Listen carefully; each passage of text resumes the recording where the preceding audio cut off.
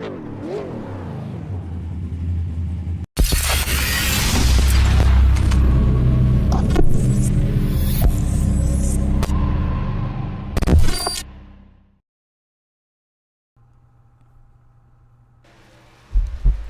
of the Gulf Coast, we're heading up north now, up to the Magic Mile in Loudon, New Hampshire. Motor Speedway, a 1-mile track that's only banked 2 to 7 degrees for our first race of round 1 of the playoffs.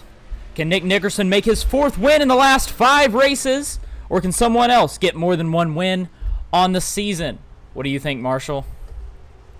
Well, first of all, thanks, Evan. It's great to be back and starting the playoffs off tonight. And I think that part is going to play a really crucial role in the answer to that question, because tonight, starting the playoffs, it's a very different atmosphere. You have to take lots more things into account than just the regular season, where 1 win gets you into the playoffs and that's your only main goal.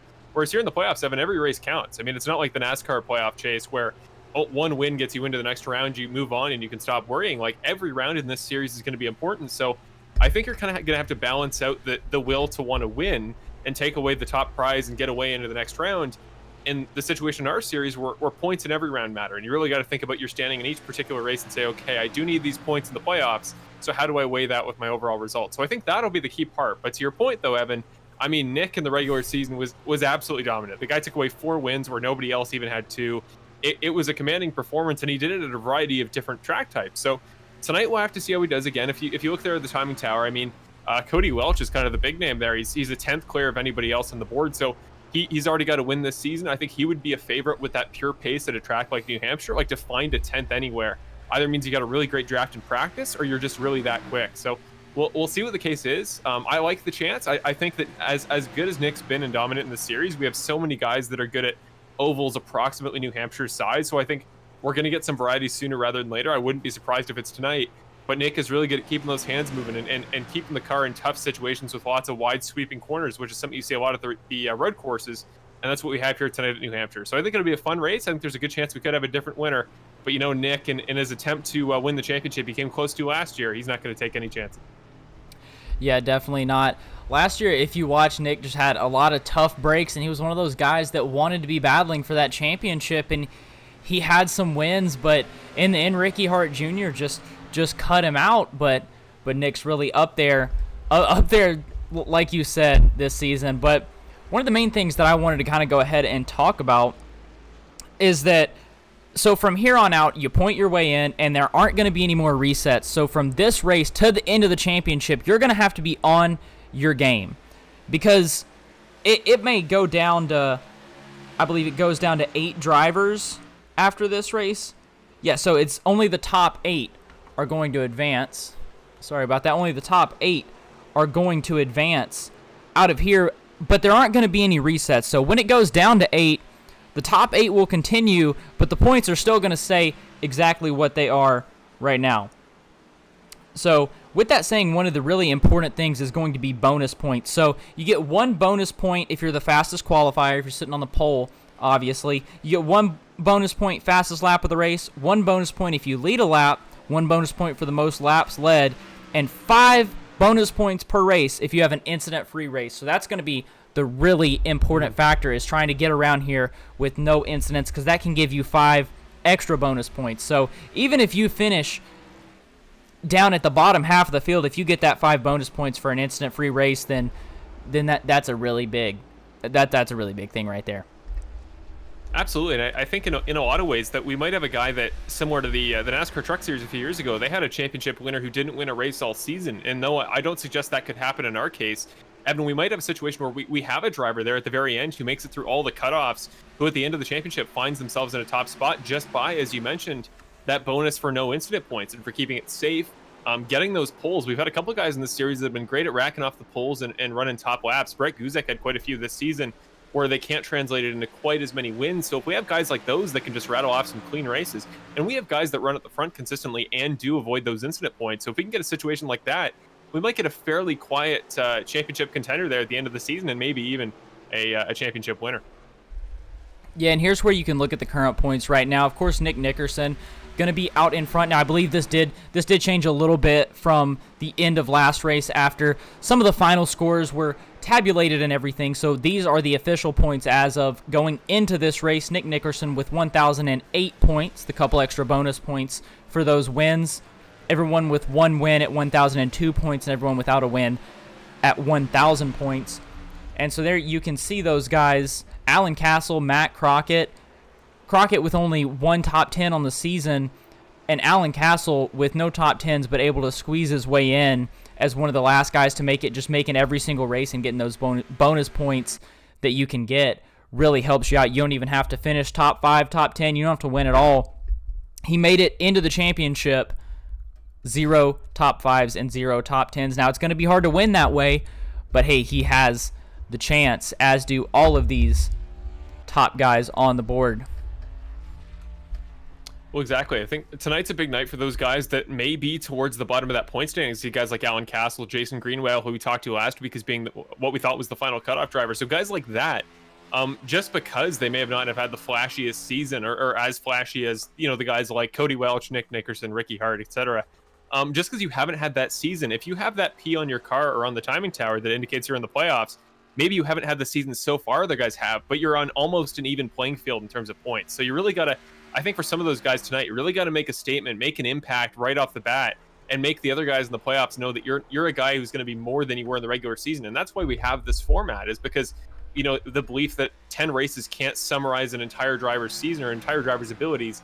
And in that regard, I think we should hopefully see somebody really taking that step up. But right now, keeping an eye here on the 54, the first driver we're going to watch in tonight's qualifier coming out of turn number 4, getting ready for the first lap here at a very flat New Hampshire Motor Speedway. Yeah, the 54, one of our new drivers to the series. I believe this is his first race with Davey Hendricks, and he immediately goes to number 1 on the board. I heard he's a real fast driver. That's why we're going to go ahead and watch him. You saw him take that first lap, and Nick Nickerson immediately taking that spot away from him. But we'll see what Mr. Hendricks can do on his second lap. Well, that's not correct. I didn't mean for it to say 8 race starts there. Apologize about that. This should be his first race start, actually. At the final corner, won't improve, but I did really like the run there. He got off the middle of the corner. He did a great job at sticking it in the middle and keeping the momentum up. Here is Nick Nickerson running his second lap. Will he improve his first? He will not, by the looks of it. So Nick Nickerson already on the pole. There you go. You see his stats there. He's actually got 4 wins on the season, so he's been rattling them off there, 5 top 5s. So the number 2 car there, he's on the provisional pole right now, but some big names yet to run, including Ricky Hart Jr. Yeah, Ricky Hart Jr. yet to run, but here's Eddie Hagge, one of the guys, 1 top 5 on the season, and locking the brakes up there a little bit, I believe. But one of our drivers in the playoff, he has that lime green number color on our screen. It's one of the ways that you can tell that they're in the playoffs.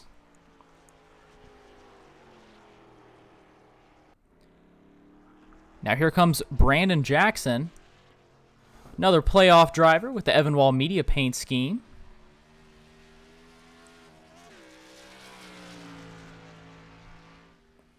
Yeah, I think an interesting guy to look at here, Brandon Jackson's case in the playoffs, because we just talked about a second ago, Evan, the idea of the no incident points bonus and taking away the bonus points for a clean race. I mean, we call him Action Jackson for a reason. Brandon Jackson has thrived in those situations where maybe he can't get the spot so easily. Maybe he has to take that risk for an incident point or two and really make those big aggressive moves late in the race. So he's one of those guys that probably wants to get in a situation where he can take bonus points for pull. He can have dominant races here to start off the playoffs and really try to pull away in the points and try to get himself in a situation where he doesn't need to take as many of those risks, because he's a guy that on his best day has a higher ceiling than almost anybody in this series. But at the same time, it's a trade-off you make. If you're taking risks, then you're risking, as it even just says there, that you're risking having something go wrong. But as he finishes up his first lap here, we'll see where Brandon goes on the order.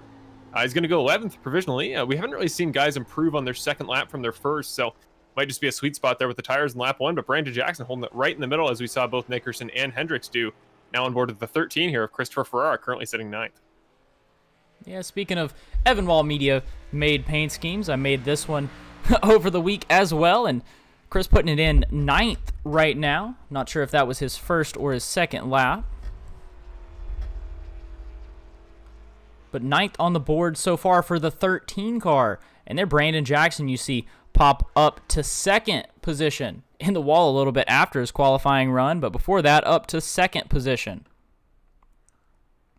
Yeah, there goes my theory about the second lap's not always being quick, or a huge lap there from Jackson. But here's Ricky Hart Jr., who I was talking about a moment ago. And the reason I mentioned him specifically is he's a guy that really seems to thrive there on those 1.5 mile tracks. He's kind of the Martin Truex Jr. of our series. So he's going to thrive in that area. And we've got 2 back-to-back. Darlington is also a very similar track. So maybe 2 opportunities for Ricky Hart to really thrive. He went 8th there that first lap. But remember, Brandon was 11th on his first attempt. So if Ricky can gain the same amount that Jackson did there on his second lap, he would tie Nick Nickerson. So we'll see here if he can improve that much, and maybe his tires get a little bit more up temp. But a lot of guys seem to set their fastest laps in the first attempt and couldn't improve. So we'll see. Gets a good run there at a corner number 4. We'll see Willie jump up the timing tower as qualifying does come to an end. And it's over. He won't even get the chance to go for the extra lap. So Ricky Hart, all the way down there in 8th, just waited a little bit too long to run his qualifying laps, and he will start on the outside of row number 4. Yeah, Nick Nickerson going to be the one to lead us to green here today. So let's go ahead and pull up our grid, starting, of course, with Nick Nickerson, driver of the 2 car, looking for his 3rd win in a row. And on the outside, the 99 car of Brandon Jackson, followed by newcomer Davey Hendricks. Then you have Cody Welch, Benjamin Lacey, Kevin Foster in the 8 car. Then you have Brett Guzik in the 04, Ricky Hart Jr. in the 64, Benny Hogan and Curtis Yancey to round out your top 10. Christopher Ferraro will start on the inside of row number 6 with Paul Wilson at his outside. Michael Ramos starts in 13th, Victor Weaver starting in 14th, Thomas Fensler starting in 15th, and Peter Murphy to his outside. James Healy and Trey Ellis make up 17th and 18th. Then it's Cale Zook in 19th, and Garrett Hall, a playoff driver, rounding out the top 20. Starting your 20s and 21st is Drew Kennedy, driver of the number 19 car, followed by Jason Greenwell in the 83. Then you have Mason Flagar in the 72, and David Leakey in the 84. Behind him, Kim Janer in the 82, Matt Crockett in the 10. Terry Condis, Alan Castle, Gary Wright, and Hunter Henry will follow. Then rounded off, we got Mark Allen Bivens, who had a big race a couple weeks ago there at Phoenix. We'll see if he can follow it up again tonight. Bill Harkin starts at his outside, starting in 32nd. Anthony Caetano in 33rd, with James Hartley to his outside in 34th. On the final row, we got Eddie Hagge, the final driver to set a lap there. He is also a playoff driver. And rounding it off, Connor Sawyer, the only driver in the field to not run a qualifying lap. So that's going to be your grid as we watch these guys get rolling.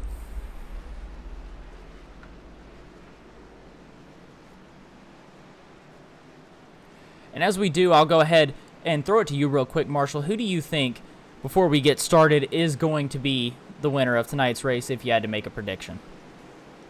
You know, something's telling me, I get a weird feeling. I feel like Brandon Jackson's a name that comes in my head. I feel like the last couple weeks he's been that guy that just comes so close, but whether it be, Nick getting some great strategy or just genuinely putting in great performances, I think things have kind of fallen Nick's way in the background, kind of a reversal of his fortune from last season. So I think Brandon, I have a feeling he's going to get the good luck tonight. He's up top there in the grid for a reason, and I don't know. I like his chances. I feel like if he can really be aggressive here on the start, get himself out front like he was at Auto Club for most of that race, and if he can do that, I like his chances. The pace car is up. Going to go for our first green flag start of the night. My stuff is paused, but Nick Nickerson leading us to green. Brandon Jackson on his outside, Davey Hendricks. They're to the inside following in Jackson, with a little bit of the advantage going through the corner, but I believe Nick Nickerson's going to be able to pull it when we get onto the straightaway. Maybe not. Brandon Jackson moving strong on the outside line, and some trouble in the background. Not sure who that is, trying to figure it out.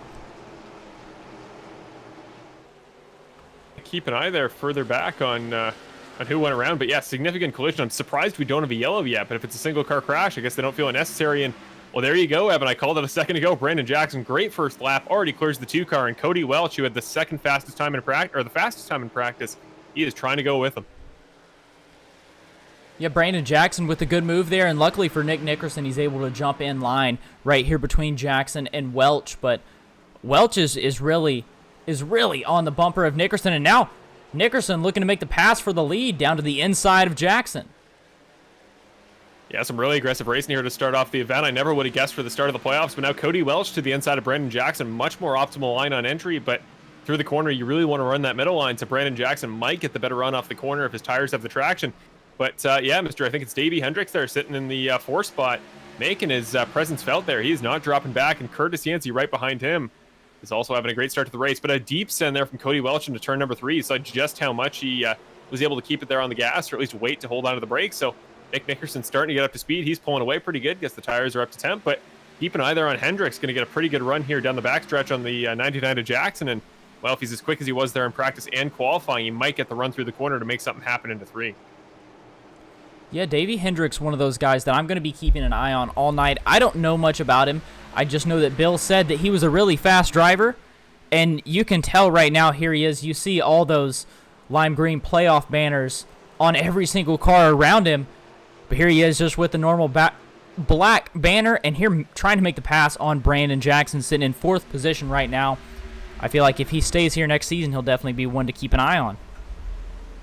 Yeah, most certainly. But right now he's surrounded by playoff drivers. So the question is, how willing is he to really put himself out there and make some aggressive moves? We know Brandon is. We know that Curtis Yancey has been all season. So he's got some big names around him that I'm sure are going to make things tough. But up front, Cody Welch is tracking down Nick Nickerson. We got our first caution of the day. We'll have to see who that is on track. We saw that earlier incident that did not bring out a caution. So presumably a multi-car wreck has brought it out. And there is Kevin Foster, the identical entry to your race leader, Nick Nickerson. Seems to be bringing out our first caution of the night.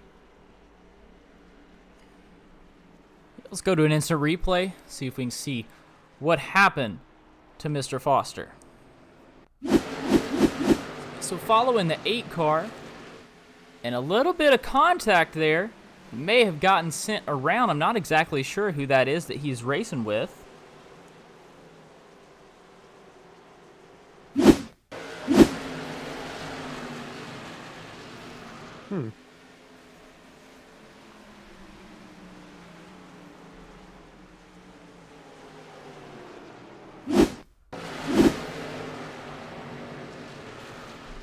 Yeah, but there you see a little bit of contact there, but shouldn't be any damage on that 8 car, I don't believe. Slid into the grass, lost some positions, a little bit of trouble getting back on the track maybe, but luckily for him, he shouldn't have to use up his fast repair quite yet.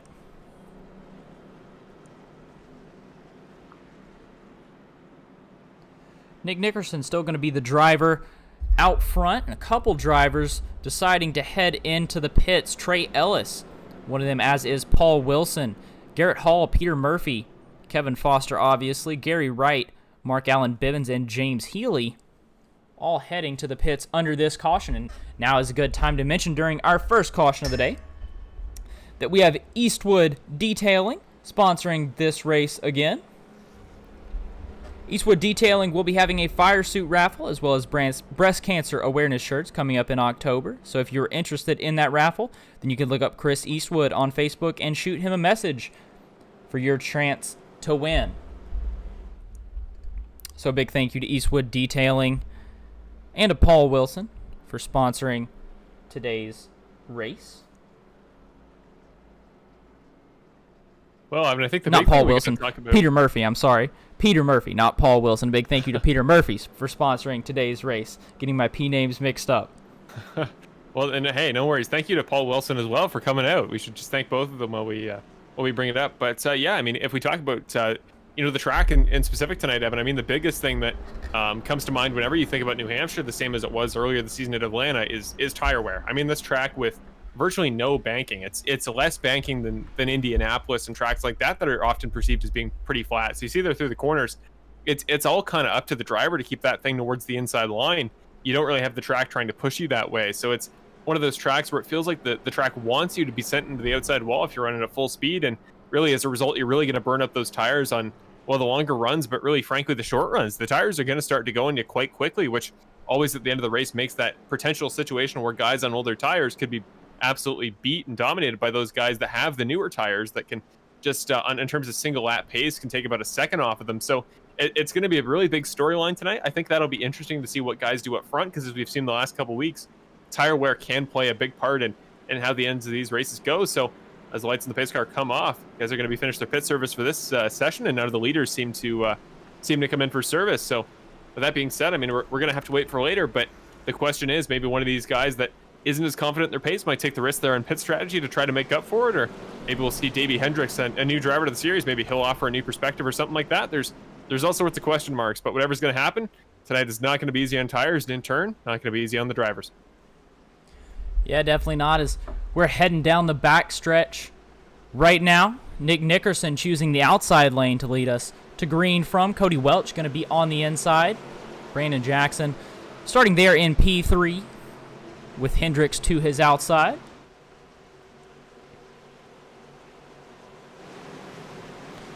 I'm going to head to the overhead view to watch this start. Watch Nick Nickerson in a 2-car on your outside and a big jump from the 2-car. Going to have a big advantage. Cody Welch trying to hang in. Davey Hendricks trying to take advantage of that lead that outside line has.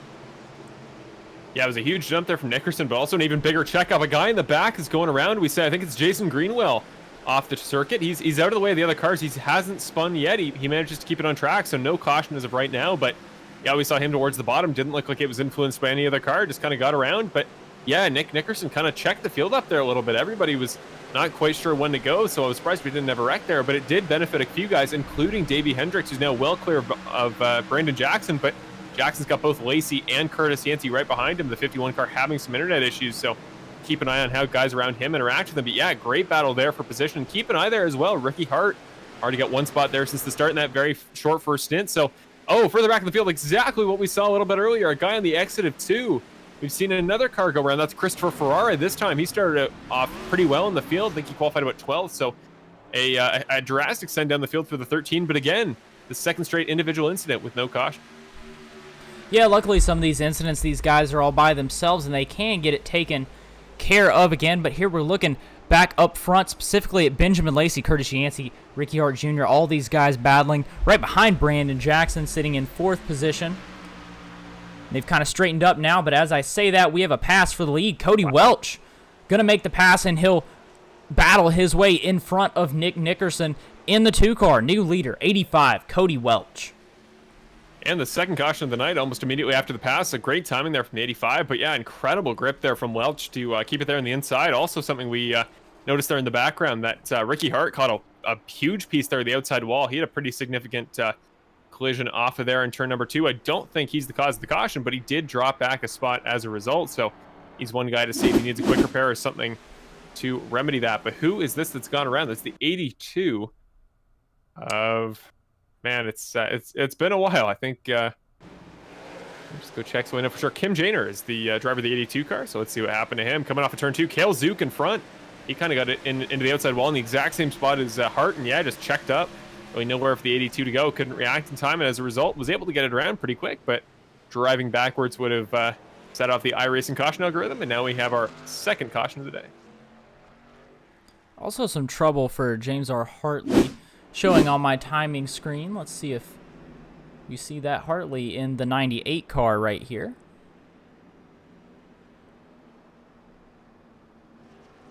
Maybe just a little bit of connection issues setting off my screen. So nothing major, but Cody Welch in the 85 car going to be up front. Nick Nickerson down to 2nd position right now.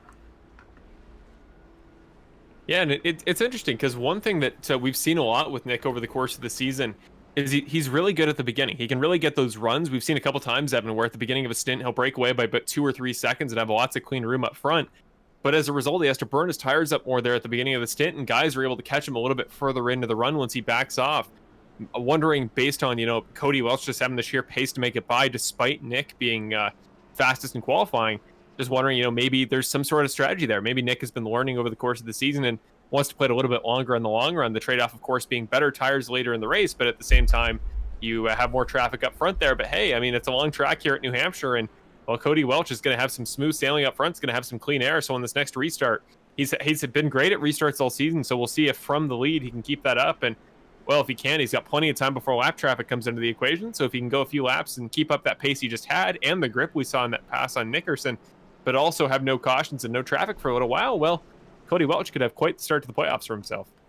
Yeah, the thing that I'm wondering is which line is Cody Welch going to assume? We've seen the outside line be dominant this whole race, and it looks like that's where he's going right as I say that.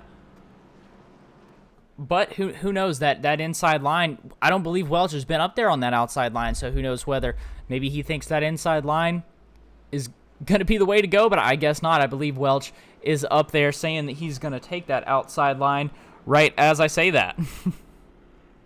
Well, I mean, so first of all, we saw Nick just a moment ago, that incredible start for himself. So we know he's got the twitchy reflexes there to do great once the green flag flies. But it's interesting here at New Hampshire. I was going to mention before in regards to the lines, but when we say here that somebody's running the top line, that doesn't quite hold the same definition it would at a track like Auto Club or something like that, or like Darlington, where when you say the top line, you're running as close to the wall as you can get without getting a piece of the car there scrubbed off the wall. So right here, this is about the line he'd be running. You see Cody Welch here running in about the 4th groove. So if you count the white lines up the track, where he is right now is about as high as you're going to get. You can get a little ways there into that darker portion of the asphalt on the outside of the track. But really, you want to run right about the middle or just to the right of the middle there is the outside the line. And the line with more traction gets you a better run off the corner and saves your tires a little bit. So it's more of a single line racetrack than is really given credit for. But with how flat it is, how little banking there is, and how tough it is on tires, it really has to be for the sake of the long runs. Yeah, now lights are out on the pace car. Means we're getting ready to go back green here. Cody Welch up there on the outside. Nick Nickerson to his inside. Davey Hendricks going to see what he can do from that 3rd place position. And heading to the wide angle, there's the jump from the 85 of Cody Welch. Big jump, but Nick Nickerson still staying fairly close and luckily able to get in up there on that outside lane. Yeah, one guy who really got hung out to dry there as a result of the inside line was Davey Hendricks. Lost 2 spots there right off the start and got sent back out of ways. Now still side by side there with Ricky Hart, who's going to get the spot coming up to turn 3, but Hendricks has the inside line, the better passing line, as we saw a moment ago with Welch, but Ricky Hart able to keep his foot in the throttle there. He's going to have a much better run off the corner. Keep an eye here. He stays to the outside, so keep an eye here on an outside pass or 1 and 2. But yeah, Hendricks, we saw there being the second guy in the inside line, just not where you want to be. Might be the same as last week at Phoenix, where there was definitely an ideal line there. You kind of wanted to be 3rd over 2nd any day. But Hendricks will come away with the spot, and Ricky Hart now going to have to deal with Benjamin Lacey as the result of getting a little bit wide, which we saw earlier when he hit that outside wall coming out of 2. Yeah, a lot of these guys getting fairly spread out. But here's now Benjamin Lacey to the inside of Ricky Hart Jr. Ricky Hart Jr. just kind of stuck there up on the outside lane. But one guy that I want to bring attention to, sitting here in 9th position, really good run for Mason Flagar in the 72 car. I don't believe he's in the playoffs, but still a great run from him, even as Michael Ramos getting to his inside. And the 3rd caution going to come out, I believe Kim Janer, the one involved here again. Yeah, yes, indeed. His 2nd incident in just a couple laps. And here you see it, the same driver that he had some issues with before, Cale Zook. You saw a moment ago there that Cale kind of checked up out of 2 in the previous incident, and Janer got involved with him going around. This time, slightly different incident. I don't really know how to categorize that. So you see significant damage to the front of the 82 car, still didn't repair it in the incident. He bounces off the wall, but so did Zook, and I don't know. Again, this is the situation where Evan, you've been in the series longer than I will. I'll leave that up to you to interpret. Yeah, I don't know these two guys very well. But let's go ahead and ride on board here with Cale Zook. You see, it looks as if Janer's engine possibly blows. I am not exactly sure what happened here. I think we need an onboard there with Janer. We can actually check his engine if you keep an eye on the revs as he comes through the corner. Once he makes that collision, we did see the puff of smoke, but not sure if that's iRacing's kind of twitch reaction to a crash. We'll just keep an eye there on his RPMs because it'll max out and or drop significantly if his engine does blow. So yeah, you see the RPM dial kind of falling there, falling. He should be on the brakes there, but it continues to kind of hover. So yeah, I think that's a very realistic possibility, and I think it was just Zook getting into his corner panel because he wasn't expecting him to slow up so hard, and as a result, the slightest bit of contact in the wrong angle, and suddenly for the 2nd time in about 10 laps, those two gentlemen are around. Yeah, that's got to be really unfortunate right there for him. And real quick, we'll see if, while we're under caution, we'll see if we can grab somebody for a quick interview. So, Marshall, do you mind going in the Discord and grabbing Mr. Cody Welch and interviewing him real quick? Yeah, absolutely. Let me just go find the driver of the number 85 car.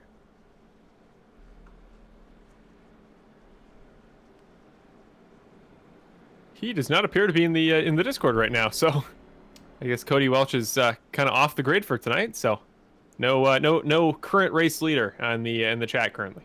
All right. Well, you know what? I'll leave it up to you then, Marshall. Whoever you want to interview, just go ahead and pull them down, I guess. We'll pull Brandon Jackson. I made him my pick for the race earlier, and it would be only fitting to pull him in for a moment. So let's just get him in here. There we go.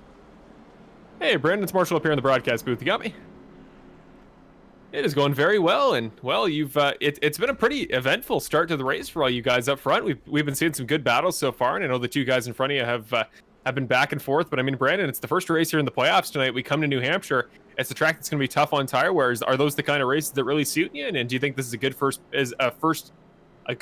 race to pick for your playoff run to the title here? It's one of those tracks that are probably my least favorite, but you know, you gotta deal with it. So I'm out here trying to figure it out. Ran a surprisingly good qualifying lap, got me up here. Just trying to figure this track out. It's really tough for me right now, and with these cautions, it's really trying to just figure out what line works, how to get the car to rotate the center, and I just can't get it with all these restarts. But I can tell you what, man, this high side on the restart late, man, it's gonna be guys fighting to get on that high side on these restarts. So hopefully it'll be fun, but stressful times in the cockpit.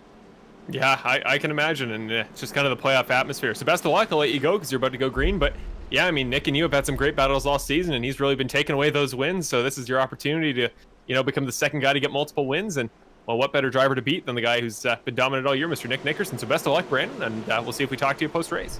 Thank you, boys. Enjoy.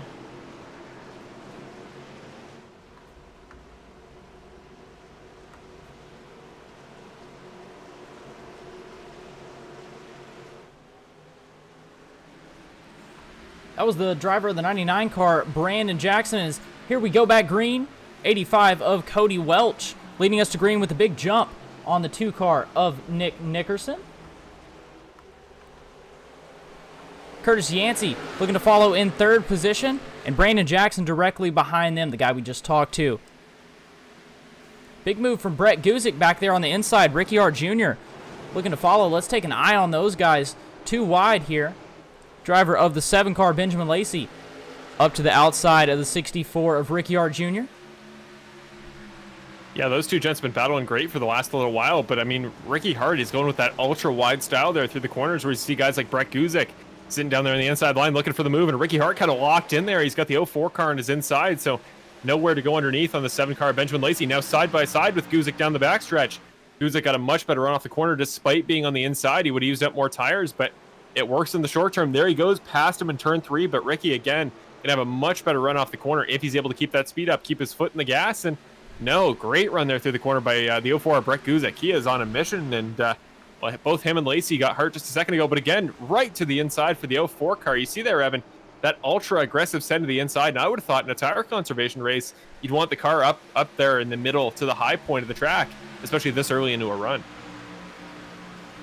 Yeah, there you can see the 04 car, Brett Guzik, down diving it to the inside yet again. And able to make the pass there on Benjamin Lacey, but Benjamin Lacey maybe looking for the crossover here as Lacey down to the inside. But as this is going on, I pulled up our track map up here in the top right of your screen. There you can see all of our playoff drivers, and you can see how many playoff drivers are toward the front of this track. It's just a whole lot of green up towards the front. Then behind that, you can see some of the black, and then a couple more green drivers back there towards the back and middle of the pack. Well, I'm keeping an eye up front here. The gap between the top 3 guys in the race here is about probably 4 or 5 tenths. There's really not much room for anything to go on between these guys that isn't a move. And Cody Welch, he's been quick here off the start, but Nick Nickerson now really starting to get into that that run consistent pace that he had running through the corners there that he showed in qualifying. But it is coming back. This is the battle for 4th, though, between Jackson and Hendricks. Again, Hendricks, not a playoff driver making his debut tonight, but he has had a strong foundation in his debut tonight. He hasn't dropped any further than 6th, and now side by side with Jackson, able to get the grip necessary to keep it going through the corner. And Oh, he's going to push Jackson to the outside. Brandon Jackson, who we just talked to a moment ago, now sitting down there in 5th and, well, 4th of the playoff drivers. But again, he has got a guy that non-playoff in front of him. And again, the inside master himself, Mr. Brett Guzik, who's been sending it to the bottom all race. He's been putting it right on that yellow line, and it's working for him. He's getting the grip off the corner. Jackson should have the better run, but again, that quarter panel, the left rear quarter panel, still taken up by the 04 car of Guzik. Yeah, Guzik making the pass on the 99 of Jackson, and he'll have Hendricks to work with next. Guzik sitting in 5th and working his way up, but back up at the front, we have a battle. Nick Nickerson battling with 85 of Cody Welch.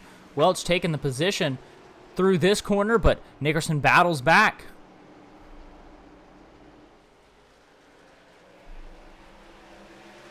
Yeah, there we go. Nick Nickerson again showing that pace I was talking about before. Nick is a guy that usually is really quick at the start of these runs, and then his tires start to go off a little ways later. Maybe that's what we're seeing now. But again, Curtis Yancey the entire time hasn't held the lead yet in tonight's race, but he's kind of been in the catbird seat, well, the entire event. He's running a very similar line to Cody Welch, so it'll be interesting to see. Maybe he changes it in accordance with a potential, well, I guess potentially a wreck between these top two, but really not something we see too often between our leaders. This is Mason Flagar. I think that is... Who is the card there to the inside? That is Kenny. That's a new name in the series that I haven't recognized lately. That's Drew Kenny there, another non-playoff driver. I think a new name to the series, but he just made the move there on both. Well, that was both Paul Wilson and Mason Flagar. Now, side by side between Wilson and Flagar. Keep an eye there on Benny Hogan, a playoff driver, watching in behind. Then I think that's Connor Sawyer there in the background. We see in that is the 48 entry. So all sorts of guys all over the track. But further back in the field, that's Greenwell in the 84 car. Caution does come out. And Greenwell getting involved in a wreck. We just saw him go around earlier. Something similar happening again further back there in the field. Is David Leakey actually in the 84 car? And we'll go back and see if we can see what happened to the driver of the 84. So you see him coming down the backstretch right here, diving into the corner.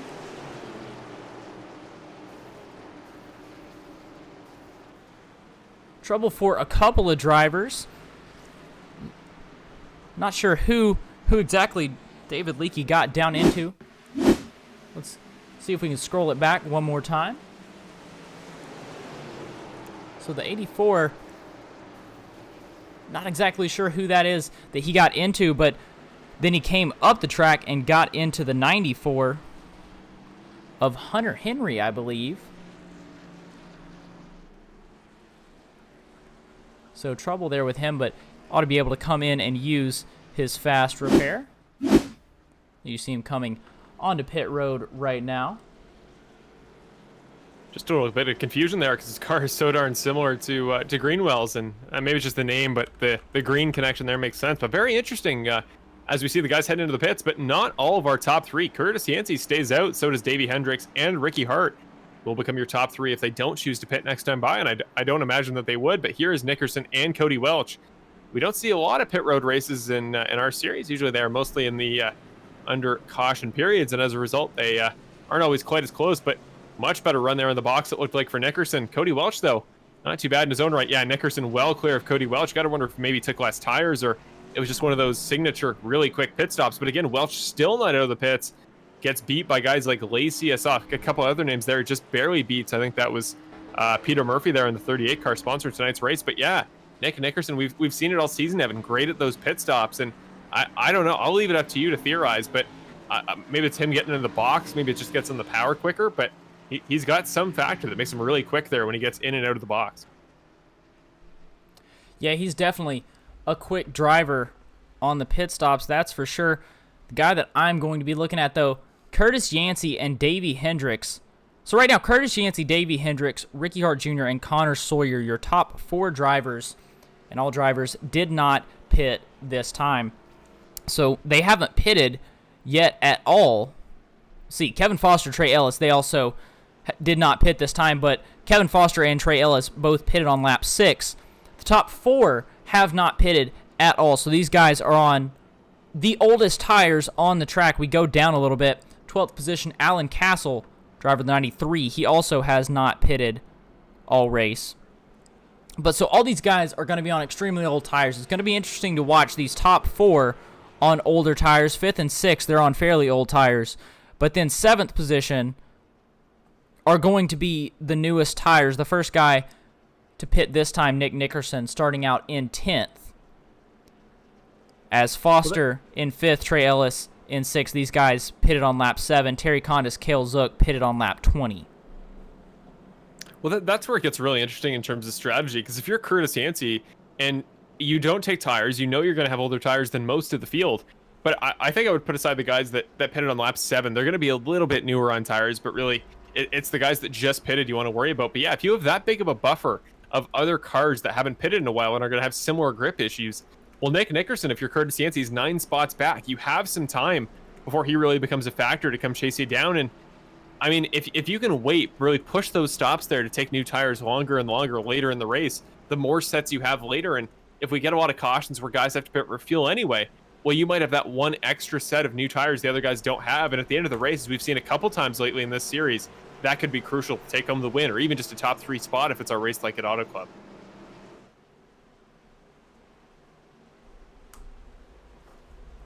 Yeah, and we're getting ready to go green again. Curtis Yancey going to take that outside lane. Davey Hendricks in the 54 going to get his chance on the front row on the inside.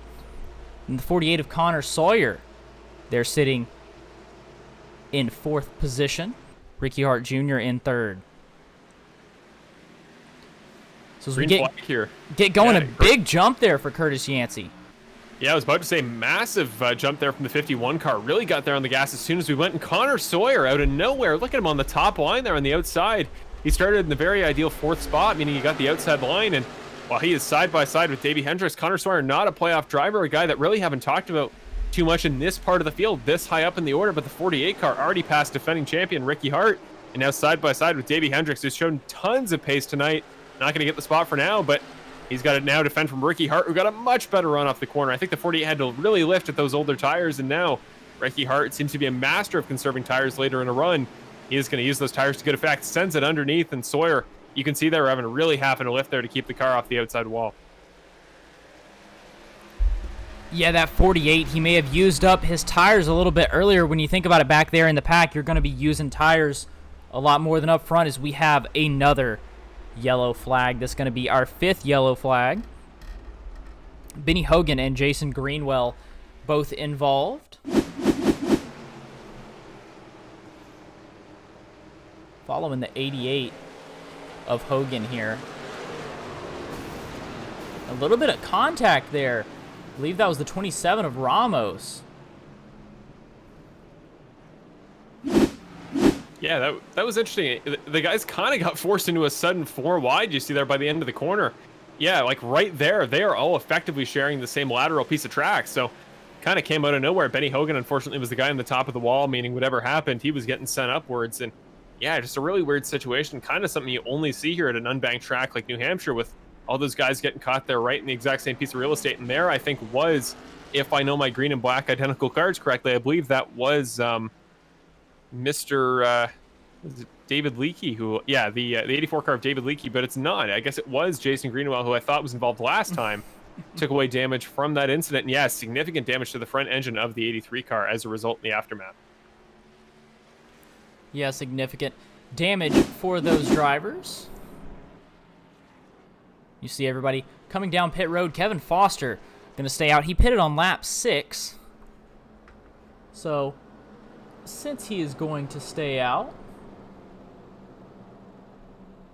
I'm going to bring Mr. Kevin Foster down into the booth. Or let's make sure he doesn't head into the pits this time. But if he doesn't, I'm going to try and bring him into the booth real quick.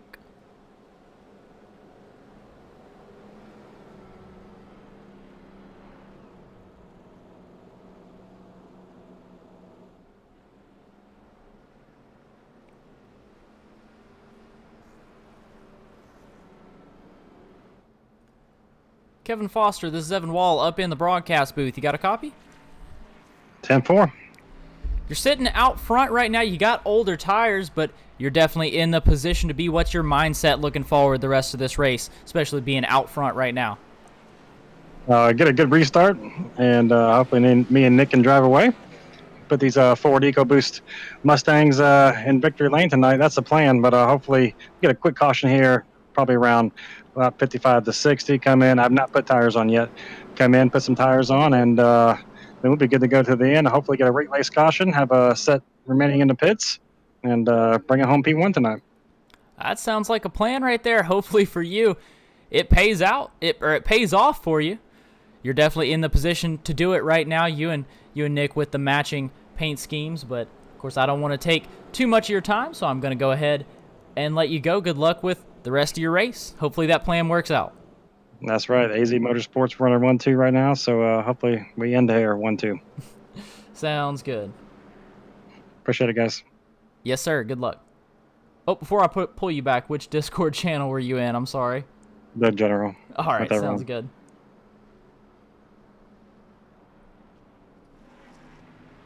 So right as we end the interview there with Mr. Kevin Foster, he does elect to take the outside of the line there. And if Nick is on newer tires, which is our assumption based on the pace he had there in that last stint, he's going to have a significant grip advantage from the inside line. So if Kevin Foster doesn't get a great jump there with those older tires, as I suspect he might not as a result of his driving, just older tires, much tougher to get grip there when you get back up on the power. And as a result, Nick might have a good chance here on the inside, but he's got Welch behind him and Terry Condis in the 32 car. That is a name we haven't really mentioned much in tonight's broadcast. He is there on the outside of row number 2, and well, the outside we know Evan has been really all season critical on these tracks that are tough on tires and have a higher average racing line. So he might be a beneficiary of this particular restart. But here we go. Kevin Foster, I think this is the third or fourth different driver to take a restart tonight. We've got all sorts of variety in leaders. So as the car takes the hard left onto pit road, there goes the pace car. Kevin Foster is the control car along with teammate Nick Nickerson. And he gets a great jump there, surprisingly, for his tires. Doesn't make a ton of ground up for how old those tires are in the 8 car. That is not bad at all. And right behind him, Cody Welch uses the inside to his advantage. He'll get Terry Condis, but Condis, great run there off the outside. 3 wide, a little ways back. Chaos here on lap 1 of the restart. Yeah, we're watching this 3 wide a little bit further back. Cale Zook, one of the guys that was 3 wide, but we're still 3 wide a little bit further back and some contact there. 4 wide now with Curtis Yancey on the outside of Flagar. Whoa, this is getting nuts. Flagar up the middle of Harkins and Sawyer. Great move there. Kenny in the background. The 19 car, he turns the 11 of Harkins into Ricky Hart, through Ricky Hart Jr. There goes the caution. But Ricky Hart Jr., a championship contender in the 64 car, it looked like the 11 just went through him. So that was where netcode on iRacing can have a positive effect. But yeah, you saw there Drew Kenny really going for that move there behind the 3 wide. Harkins lost some momentum out of the corner, and the two come together in the middle of the straight, crossing the line. Huge contact there. A lot of drivers involved. Garrett Hall, Christopher Ferrara, David Leakey, Bill Harkins, Anthony Caetano, Jason Greenwell, Eddie Haggy, and, of course, Bill Harkins again. So let's go ahead and watch that. You see it's 3 wide. Bill Harkins up on the outside. The 19 just down to his inside. And a lot of drivers involved in that one. Yeah, that might be one we have to see from a chopper camera, because I can't tell if it was a case of Kenny coming back up to the right of the track or maybe Harkins going for the late block, but we'll see here from Leakey's perspective just how tough it is to avoid cars here at New Hampshire. Both guys up in front of him check up. That was Greenwell in front that stopped, and then you see here the guys like Sawyer, who had already, I think, got involved. Didn't really give him much room to work with. He does get around, and he did have to use a quick repair earlier for significant damage, so his race might be in jeopardy to this point. But again, you want every playoff point you can get. Might as well stay in the event. But here's the chopper view I was looking for. So keep an eye there. There's the 11 of Harkins, the green numbers in the white car. That was tough. That was kind of that uncanny valley of neither guy quite being at fault. But you said there the 19 car of Drew Kenny, who's a fairly new name to my knowledge, but he went to the bottom there. He had a good run, probably could have gotten underneath and won, but Harkins kind of blocked. Kenny kind of came back up. We'll see it one more time. This is from the perspective of the guys coming up on it. So here's Leakey, and through turn 2, yeah, gets in a Greenwell who already had damage. Really just nowhere to go. It really just, like you said, nowhere for these guys to go, and you really saw that when we got to that inside camera. The whole track just gets blocked when it's a wreck like that, and you can't go to the bottom, you can't go to the top, and the middle's stuffed up. You try and get on your brakes, but the guys behind you don't know that you're going to be getting on your brakes as hard as you are, so there is just truly nowhere to go, and that's what happened to a lot of these guys. But Kevin Foster, he got that quick caution that he wanted. He's sitting in first position right now. He's got Nick Nickerson right behind him. Cody Welch behind him, then Benjamin Lacey. So things definitely going for Kevin Foster. We'll see how long this plan can fall out. The top 4 drivers in the chase, in the playoffs. Then as is 6 of Brandon Jackson. But then we have a little bit of a gap. Zook, Wilson, Ramos, Hendricks, and Fensler. That's 7th through 11th position. All guys that are not in the playoffs, but still running up front. Still decent runs for them. I guess Hendricks, one of those guys that hasn't been here long enough to be in the playoffs. But, of course, a very good run from him, and one guy that I'm excited to watch throughout the rest of the race and in the rest of the races of the season, honestly. Yeah, absolutely. Especially seeing it in race 1, where presumably you have the most jitters. You're the least familiar with the series of anybody in the race, so you'd think that you got the the rookie disadvantage there to get out, but he hasn't seemed to show that at all. Hendricks has looked good here in his debut, but as the lights on the pace car are still on, we got a little bit of time to go, but guys are setting up into their lines. Of course, Kevin Foster going to opt for the outside line once again. But yeah, I mean, we have a real diverse set of drivers here, really, in this race. Everybody's kind of mixed around. Both from the perspective of tire strategy. I mean, Kevin Foster, older tires than presumably Nick Nickerson to his inside. Guys like Welch and Lacey should be on new tires. Terry Condis probably on old tires. And then, like you want to talk about besides just the tire discrepancies, but also in the playoff drivers, non-playoff drivers. Of course, Hendricks not in the playoffs. I don't know about Ramos, but I think the other guys in the top 10 should be. But there's a lot of diversity, a lot of guys in different situations, which means we're going to have some fun racing, but fun racing can lead to chaos, and chaos could lead to a 7th caution of the race. Yeah, there you see those identical cars again, making the start on the front row, the 8 and the 2. The 7 of Benjamin Lacey and Cody Welch. They're on the second row, and as the lights are out on the pace car, getting ready for the pace car to duck down, Kevin Foster going to be the one to lead us to green here after this 6th caution. And there's the jump. Kevin Foster with the huge jump. Nick Nickerson should be able to jump up there on the outside. 7 car of Benjamin Lacey was going to hold third, but big sin there from the 85 of Cody Welch down to his inside. Yeah, massive send, but yeah, Nick Nickerson got a great run there off the outside of the corner. He ran that to perfection right behind Kevin Foster as we head through the corner, and still side by side between Welch and Lacey. Welch really sticking those tires on the inside there, really forcing the grip to come to him, and it's working.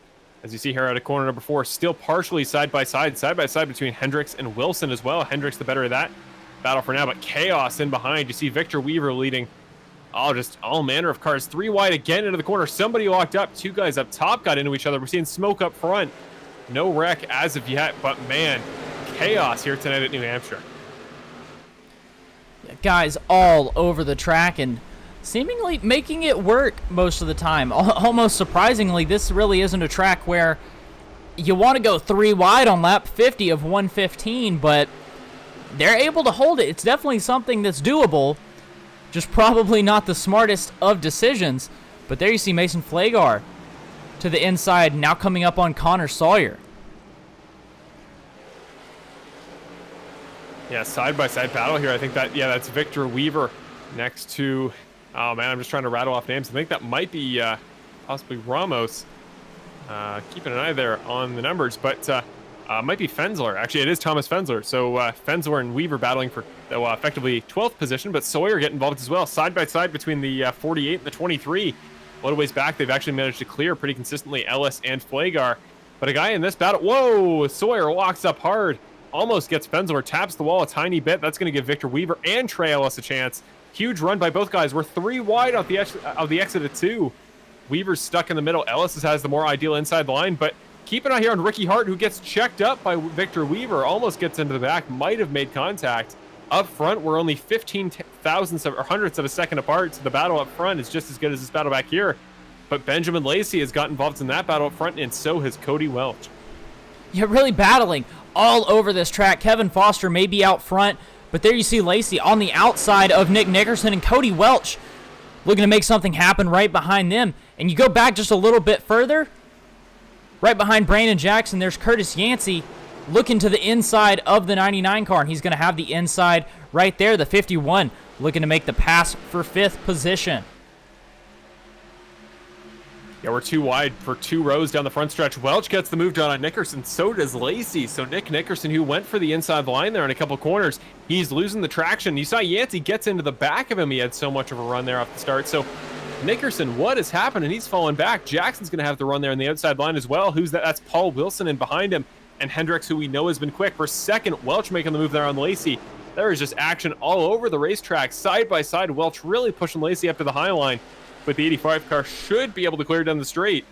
No, Lacey fighting back. It's a great run there off of 4. Way to keep his foot in the power there off the exit. Avoids the outside wall. Welch sending it to the inside again. Curtis Yancey going with him. Yancey's showing a considerable amount of grip. Look at how that car is able to hold the inside line. He will get Lacey for now, right on the back bumper of Cody Welch. And Welch, such a good push there from the 51 car. Almost got Foster. He will. Going to send it underneath into 3. New race leader, the 85 car, and Yancey is going with him. Yeah, Yancey with the really big sins. You can see the grip. Yancey pitted on lap 39, whereas most of these other guys pitted on lap 33. So he has the newer tires, but he is using them up. Yeah, most certainly. The guys like Kevin Foster, again, they're going to have more tire sets late in the race there. But if we keep getting this many cautions, right as I say that, caution number 7 on the night, I was just about to say, if we keep getting this many cautions, those tires late in the race not going to be quite as crucial. Huge wreck here. I see Zook involved. I think that's Weaver. Weaver is falling down the order. Multiple drivers involved. Guys having to check up to avoid. Look at the smoke coming out of the back of the 44 car. Massive wreck here. Brings out caution number 7 on the night. Following along with the 38 car of Peter Murphy right here. Oh, and the wreck was really in front of him. Yeah, look at the airtime. We saw the 23 of Weaver get there in the background. Peter Murphy's been having a great race so far, so I'm glad that he was able to come away relatively unscathed. But yeah, that would have been Weaver and Zook there at the front who would have kicked it off. That's Fensler. Oh, up front, that's Guzik, Sawyer, and Zook there going 3 wide, all getting into each other. Fensler getting caught with Weaver, and look at the flip. Doesn't go over, but Weaver, considerable airtime there. Yeah, going back a little bit, let's watch this cockpit view right here. You can really see the battle up in front. There you see Sawyer in the middle of that 3 wide, Zook up there on the outside. Guys get together. Fensler just barely scraping through. I don't think he did scrape through. And airborne for the 23 of Victor Weaver.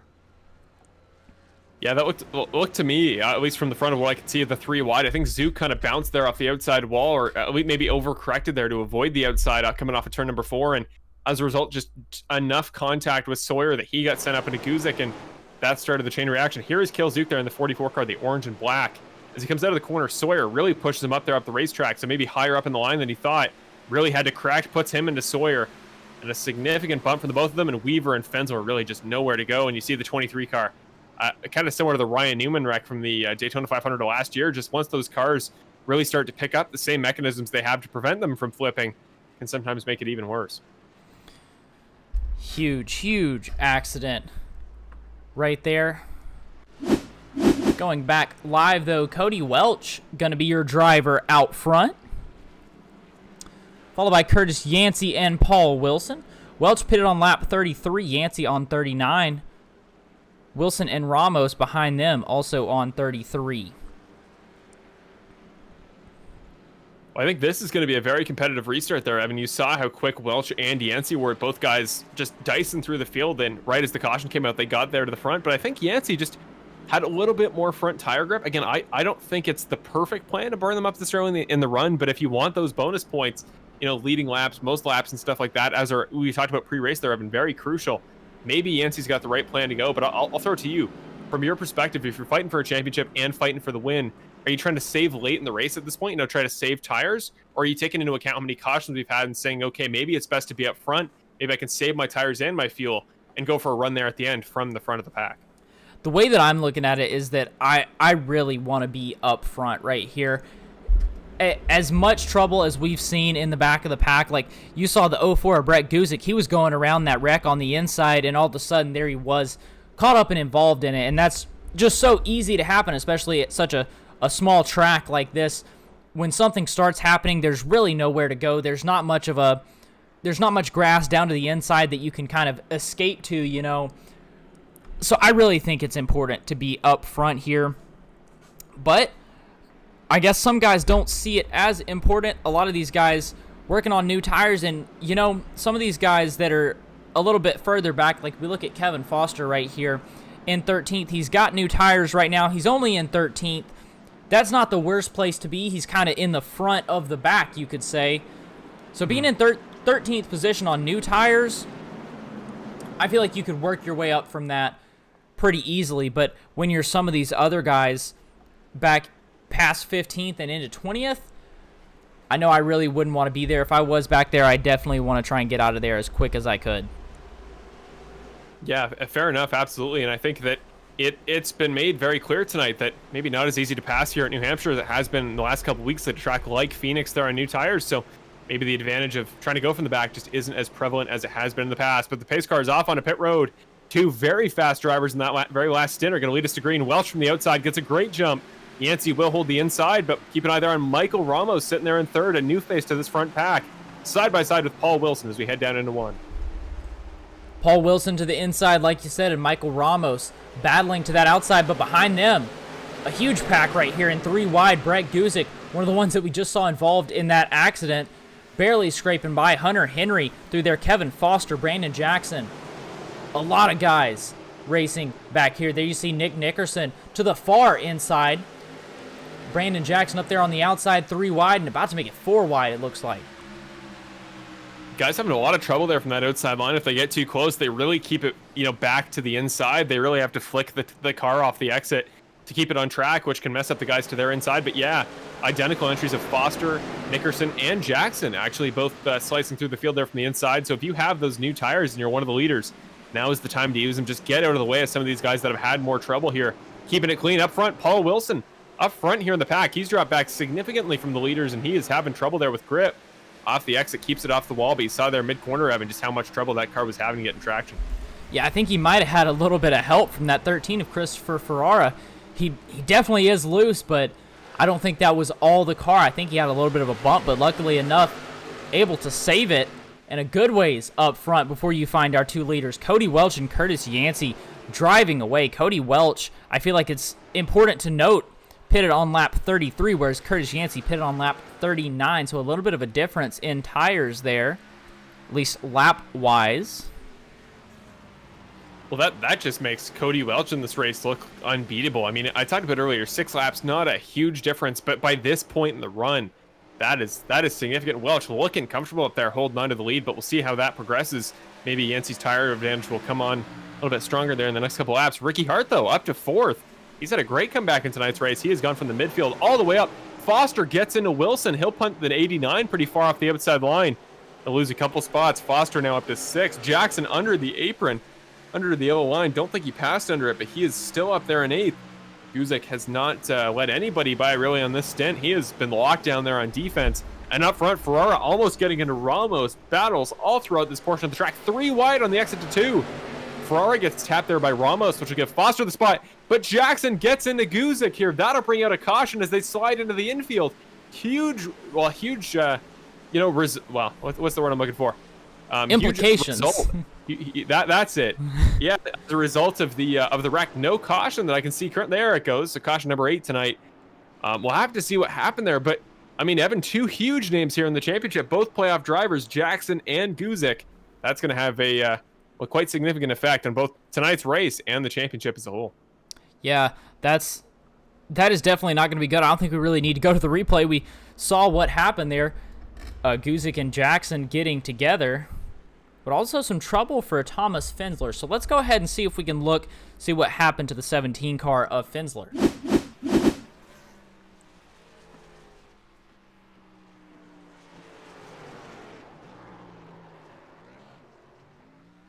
All by himself, the 17 car spun out there, able to get it back going, though.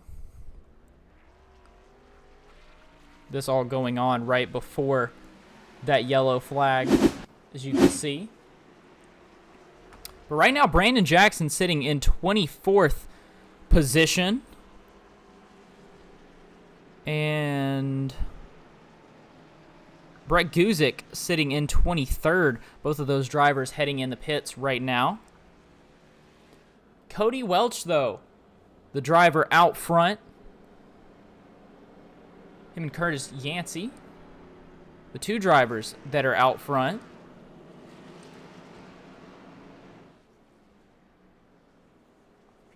Yeah, Paul Wilson there, you saw he had a very busy last stint there. I mean, from the middle of the line to the edge of the track there, he was getting pushed any which way.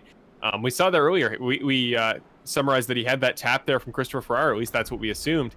So that getting together those two gentlemen had was almost catastrophic, but they keep it on track. I guess Yancey kind of threatening a run into the pits, but he'll make the fake, or I guess we're going too wide. So maybe just setting up there a little bit early. But Ricky Hart is a guy that has been, well, quiet beginning to the race, but since then, as we see Guzik beat Jackson off pit road, since then, Hart has been kind of on a comeback streak. I don't know where he is in terms of tires. I don't know when he pitted last in reference to some of these other guys he's around, but yeah, the 64 car, a guy who won the championship. Of course, last year, he knew what it took to win in the playoffs, and he's going to try to do it again. But really, he's had a lot of quiet races this season, Evan. We saw it at Atlanta, another track this season that was rough on tires. Was pretty quiet there at the beginning, but later he came on strong, and towards the end, really seemed to find that pace. Maybe that's what we're seeing tonight, and he's going to need it if he wants to keep up with two guys as consistently quick tonight as Welch and Yancey. Yeah, Ricky Hart Jr. and Curtis Yancey both pitted on the same lap 39, and then Cody Welch up front pitted on lap 33, just a little bit before them. But the first guy with the most recent tires in fourth position, Kevin Foster, he pitted in that last caution at lap 57. So he's definitely going to be one to watch with the newer tires. Paul Wilson right behind him pitted on lap 33. But then behind them is where you see Nickerson and Hendricks, who pitted on 57 as well. Trey Ellis pitted on lap 39, so a good job from him hanging in where he is. And then a lot of the guys pitted on lap 57. You have to go back a little ways before you can see someone that pitted before that in 14th position, Terry Condis. It was lap 21 last time he came on pit road. Yeah, he's kind of going for that alternate strategy there. Really interesting to see guys going that late on tires. And I think, again, if we had a bit more of a green flag race and guys were really able to use those tires later, I think it would come more in handy. But with how many cautions we've had, really guys just not able to get anything working. So if you're up there up front, you're pretty comfortable, as we've seen all night. But now I think we've got our top 5 guys here that all night have had consistent pace, have at some point in the race shown their ability to stay there up front and have great restarts. So 5 great restart guys, and Paul Wilson, we should group into that as well. So the top 3 lines, there's a lot of pace, a lot of talent tonight. And I believe they are all championship playoff drivers. So as the pace car takes the left-hander onto pit road momentarily, this is about to get exciting. Welch from the outside, Yancey from the inside. We had a great battle a moment ago. Much better jump there from, well, I thought they had gone already, but now Welch, you're really seeing the power there that he has on those restarts. Huge jump there for him. Ricky Hart gets underneath Kevin Foster side by side, two rows of it into corner number 1. You can see almost a little bit of contact there for Kevin Foster, but they're a little ways back. You can see the battle there. Kevin Foster in front of Nick Nickerson, and Nick Nickerson on top of that 89 of Paul Wilson. But there you can see the 8 car and the 2 going to follow on top of the 64 of Ricky Hart Jr. Yeah, Kevin Foster gets a much better run there off that corner, so he'll take over third. Got a good enough run that I thought he might be able to challenge Yancey, but Yancey and Welch just, I don't know what it is, but they look really quick on their own, just running that middle line. They know exactly where to put the car to keep the grip and the tires balanced out, and it's really been impressive this entire race. But Nickerson got Hart. Hart is falling back rapidly, if the telemetry is to be believed, and he is. Must have maybe tapped the wall on the outside out of 2, or just had a really bad run off the corner. 9th caution of the day does come out. Not a very long run there, but definitely an impactful one, as Foster and Nickerson, both teammates running identical liveries, will now sit on the same row. Brandon Jackson, the one involved there. So you mentioned big implications with the 99 of Brandon Jackson. Got squeezed in the middle of Peter Murphy, and I believe that was Eddie Hagee. And sideways in the middle of the track, in the middle of the backstretch right there. Able to get it back around, but sideways in front of the field long enough that it brought out the caution. So we're going to go ahead and head to the cockpit of Brandon Jackson.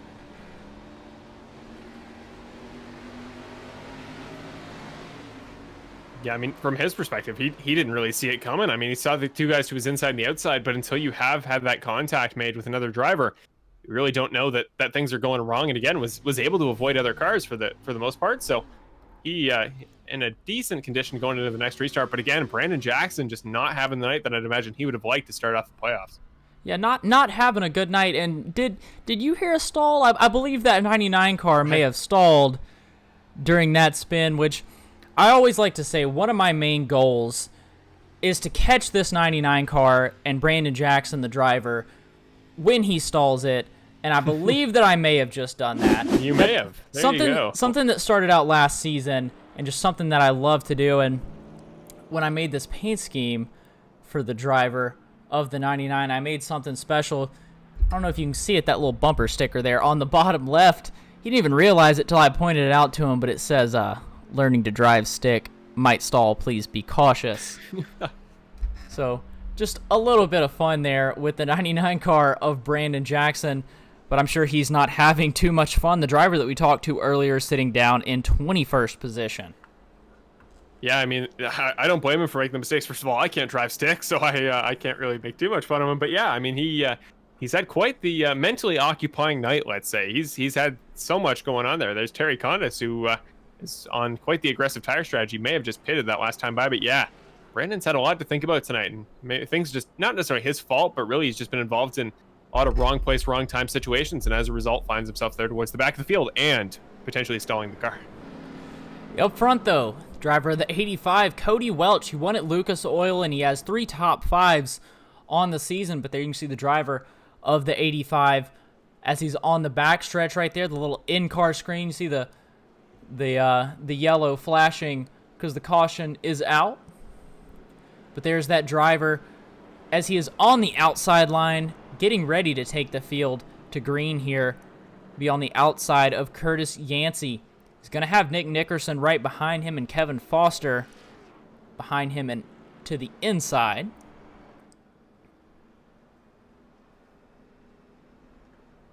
Well, this is the point in the race where, we got 40 to go on the next restart, or at least it should be if the lights in the pace car are off, which they are. Not a ton of time, but it's in that awkward area where if a guy pits now, it won't be great on tires by the end, but you could hypothetically make that run to the end. So alternate strategies, if we're going to start seeing them, this is about where they would. But if you're a guy like Cody Welch or Curtis Yancey, you want those cautions to keep coming out. That'll keep giving you ideal track position. It'll make up for when you pit. It'll make up for your loss of spots. And there towards the end, it might be just what they need to run a very similar situation to Nick Nickerson the last couple weeks, where if you're up front and you get a lot of cautions, there's nobody really with enough time to take you out of that top spot. Yeah, we had a couple guys pit this lap, including Condis, Hunter Henry, Ferrara, Jackson, Greenwell. They all pitted this caution, so we'll have to see what their strategy is going forward, but you can see the pace car getting ready to dive down low. Cody Welch going to lead us to green. Curtis Yancey there to his inside. His green flag is out. There's the big jump from the 85 of Welch. The 2 of Nick Nickerson following along closely. The 51 of Curtis Yancey able to squeeze in there, though, and then you can see the inside lane that the 51 takes inside of the 85. Oh, Nick Nickerson's going to have a massive run here down the backstretch. He almost loses the back end coming through the corner. He had so much speed, and yeah, you saw in the short term there, Yancey got to the inside and he'll hold it into turn number 3. Might get the move down underneath. Welch way to the top of the track. Did not have the grip he had on the last run there, so he'll lose the spot out to Yancey, new race leader of the 51 car, but now he's side by side. At least he was with the 2 car, but look at the run off of 4. That outside line paying dividends. He lost the spot on the line, but he may have one more chance to get it back. Nick Nickerson, though, really having to check up as a result of the 85, the Foster, or the 8 car, Kevin Foster might get a good opportunity. Yancey off the outside wall, Welch back in the lead. What a crazy chaotic start to the run. Nickerson now takes over second. Foster and Yancey side by side. Yancey just getting a little bit too antsy. You could say antsy for Yancey, loses the car on the exit. Now down to 4th, and Ricky Hart Jr. may make it at 5th. Yeah, there you see the battle there. Kevin Foster to his inside and almost some contact there on the straightaway. Really close door to door there through the corner. It looks like Kevin Foster is going to have the lead as they go on the back straightaway right here. Here you can see as he gets that advantage, the 64, Ricky Hart Jr. is going to look to follow him as closely as he can. They're starting to get physical here, and Foster kind of washed out there in the corner a little bit, but Yancey was able to avoid any chaos, and a quiet driver that we've really not talked about too much all night, but side by side a little ways back with the 64 of Hart. He might be in a good spot here. He's in a much better spot in terms of getting a good run off the corners under the straights. Yancey gets tapped, I think, through the corner by the 8 car. The Foster the Foster entry of the number 8 car was starting to wash up there those last couple corners, and it happened to Yancey further back. Who was that just took a massive send off the wall? That was the 89 of Paul Wilson. They'll check up the field in behind, and now Trey Ellis there in the 4 car, as well as the 48 of Sawyer, trying to take over that final spot in the top 10. Yeah, here you see 3 wide for a second, and there the 99 car, Brandon Jackson, just in another bad situation there. He was in the middle of 3 wide, but able to make it work, and now down to the inside of Connor Sawyer. And there's Brett Guzik directly behind him. We've seen him in a couple of bad situations tonight too, but working that inside lane on the inside of the 97 of Eddie Haggy. Whoa, Jackson really had to check up there into turn number 3. Ellis braked way earlier than he did, which I think speaks to the newer tires there, the 99 car. He's really got to keep in mind the guys around him not going to have as much traction as he does, but gets a much better run there off the outside. So, well, he's not quite up in the top 10 yet, but he's 2 spots away. Brandon Jackson, the comeback begins there. The 99 car off to a pretty good start, but up front, the battle between Welch and Nickerson has just flipped. Nick Nickerson on my telemetry has just taken over top spot, and he does consistently is able to get a good run out of that that second corner. I think it was partially maybe Cody Welch got into the outside wall, because that much momentum shouldn't be possible for Nick Nickerson, but he makes the move. Coming off of turn number 4, he's only got 34 laps to go, not a ton of time, but he's in that top spot he's been in so many times in previous weeks. Yeah, but here was a little bit of a battle here between the 64 Ricky Hart Jr. and Benjamin Lacey. Lacey coming away with 4th position, though. And here you see the 99 car, Brandon Jackson, as we have a caution flag out right now. Connor Sawyer and Terry Condis involved in a wreck right as Brandon Jackson was looking to make it into the top 10. Let's see what happened. We're following along with Connor Sawyer right now.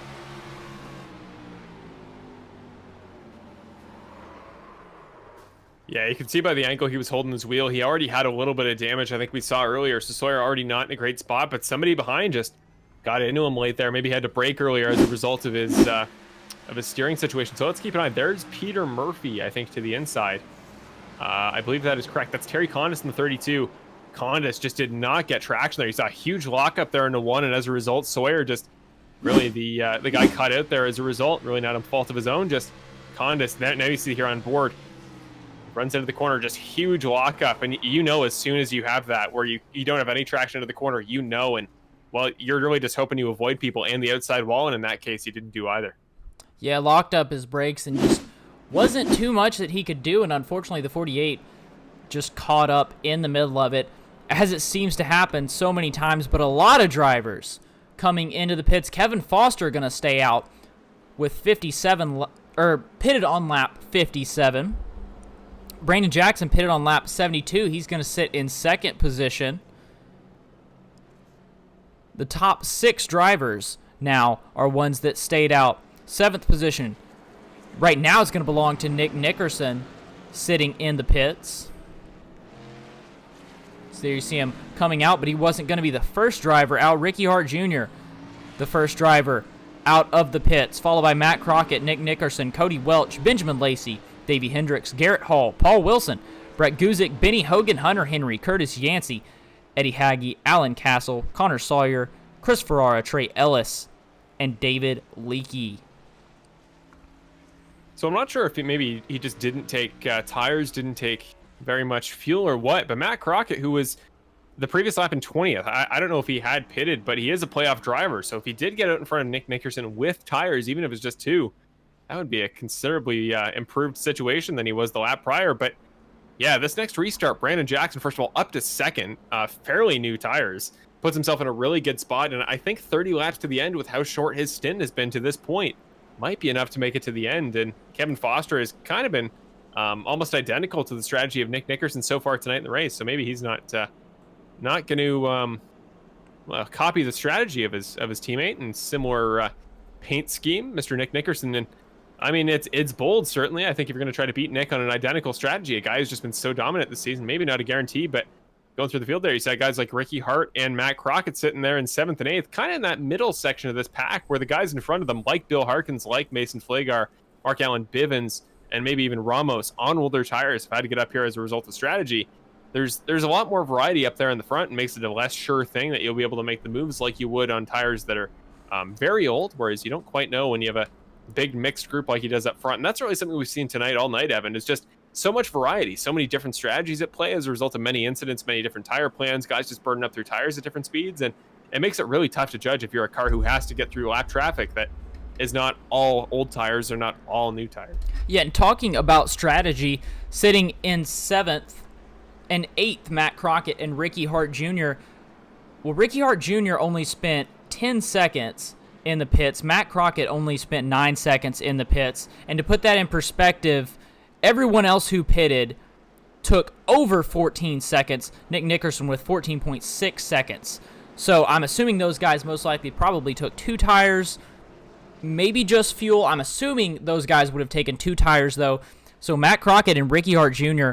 with the really big strategy call, taking only 10 seconds and 9 seconds in the pit, that's going to really gain them positions, gain Matt Crockett 19 positions from the start, from where he started. I don't know how many it gained him so far, but I know he sure wasn't in 7th position before, but he's definitely going to be at one that we watch as the pace car is off the track. Kevin Foster leading us to green, and a big jump there for Kevin Foster in the 8 car. Brandon Jackson not too far behind and going to be able to follow in. Mark Allen Bivens in the 76 car up to 4th position. Michael Ramos going to be able to get under him, but we have a really big pack back here. Matt Crockett, Ricky Hart Jr. We're all 3 wide. Somebody down in the grass, but I believe they got it back going.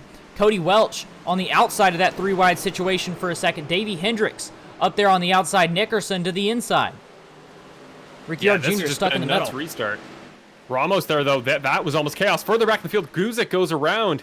Huge spin there from him. Guzik almost got into another car. He's almost back up to speed, and he stopped. Probably blew an engine, and as a result, might go to a caution. We will. Caution number 11, but what a restart there off the start. Ramos was almost falling back there in the 27 car, and that was kind of a parachute there for what could have been a very tough situation. But here is the replay. See there, the 04 car, Brett Guzik. That's the 88 of Hogan to his outside. Up front, guys on new tires like Yancey and Elias. That was just kind of just lost it on his own. Not sure if that was older tires. Maybe got too far to the inside and overcooked it. But whatever it was mostly able to avoid the other cars on track. Yeah, Guzik thought that you could dive it in there a little bit deeper than you can. That's one thing. You really want to ride on that edge of your tires, but sometimes you just go a little bit over the edge, and they're going to go ahead and go around, and that's going to bring out another caution here. The 11th caution of the night here on lap 89 of a 115, closing in on the end of the race. Kevin Foster, the one out front. Brandon Jackson with a great job using that fast repair, able to get up here back into 2nd position. Kevin Foster, though, pitted on lap 57, so we'll have to watch what he does. Jackson pitted on lap 72. Ramos on 67, and Mark Allen Bivens on 57. One of the guys that I want to talk to right here, we'll see if we can grab him real quick, is going to be Matt Crockett, driver of the 10 car. So let me see if I can go ahead and get him for an interview real quick.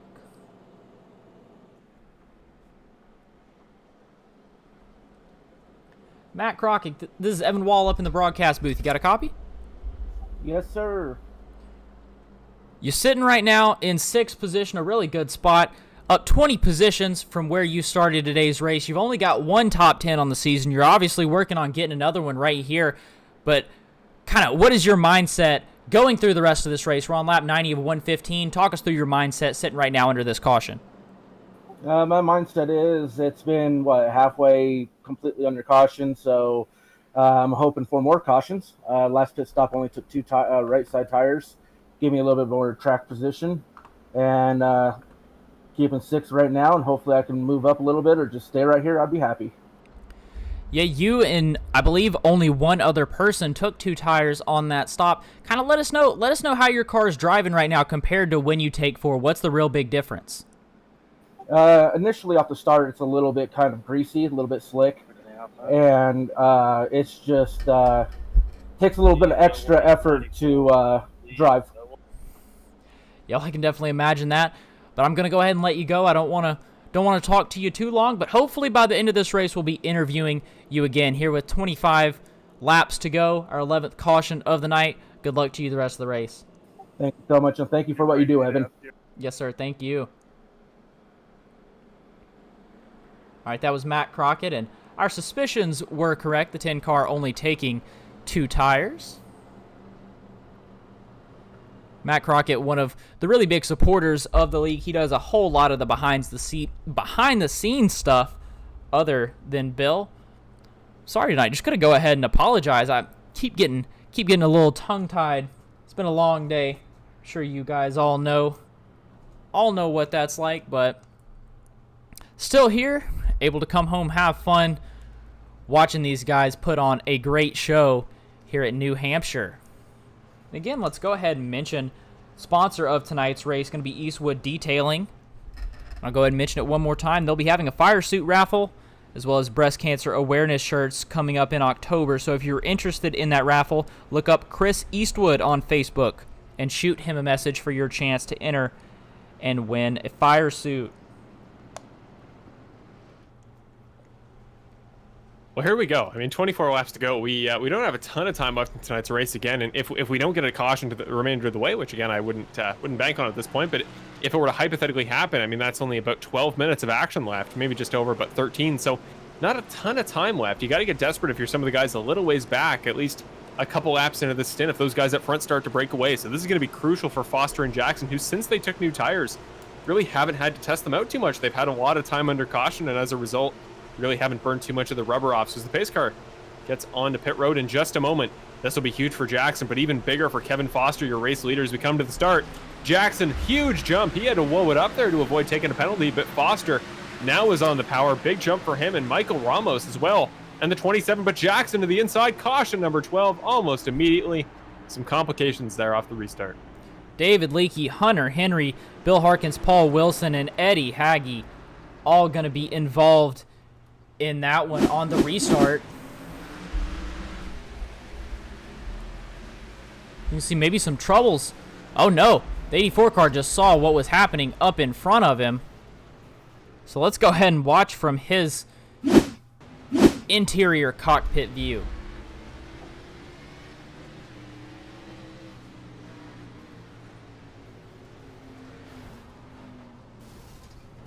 Across the track for the 89 car, just nowhere for a lot of these guys to go. Let's watch it from the viewpoint of Paul Wilson. He's the driver who went around.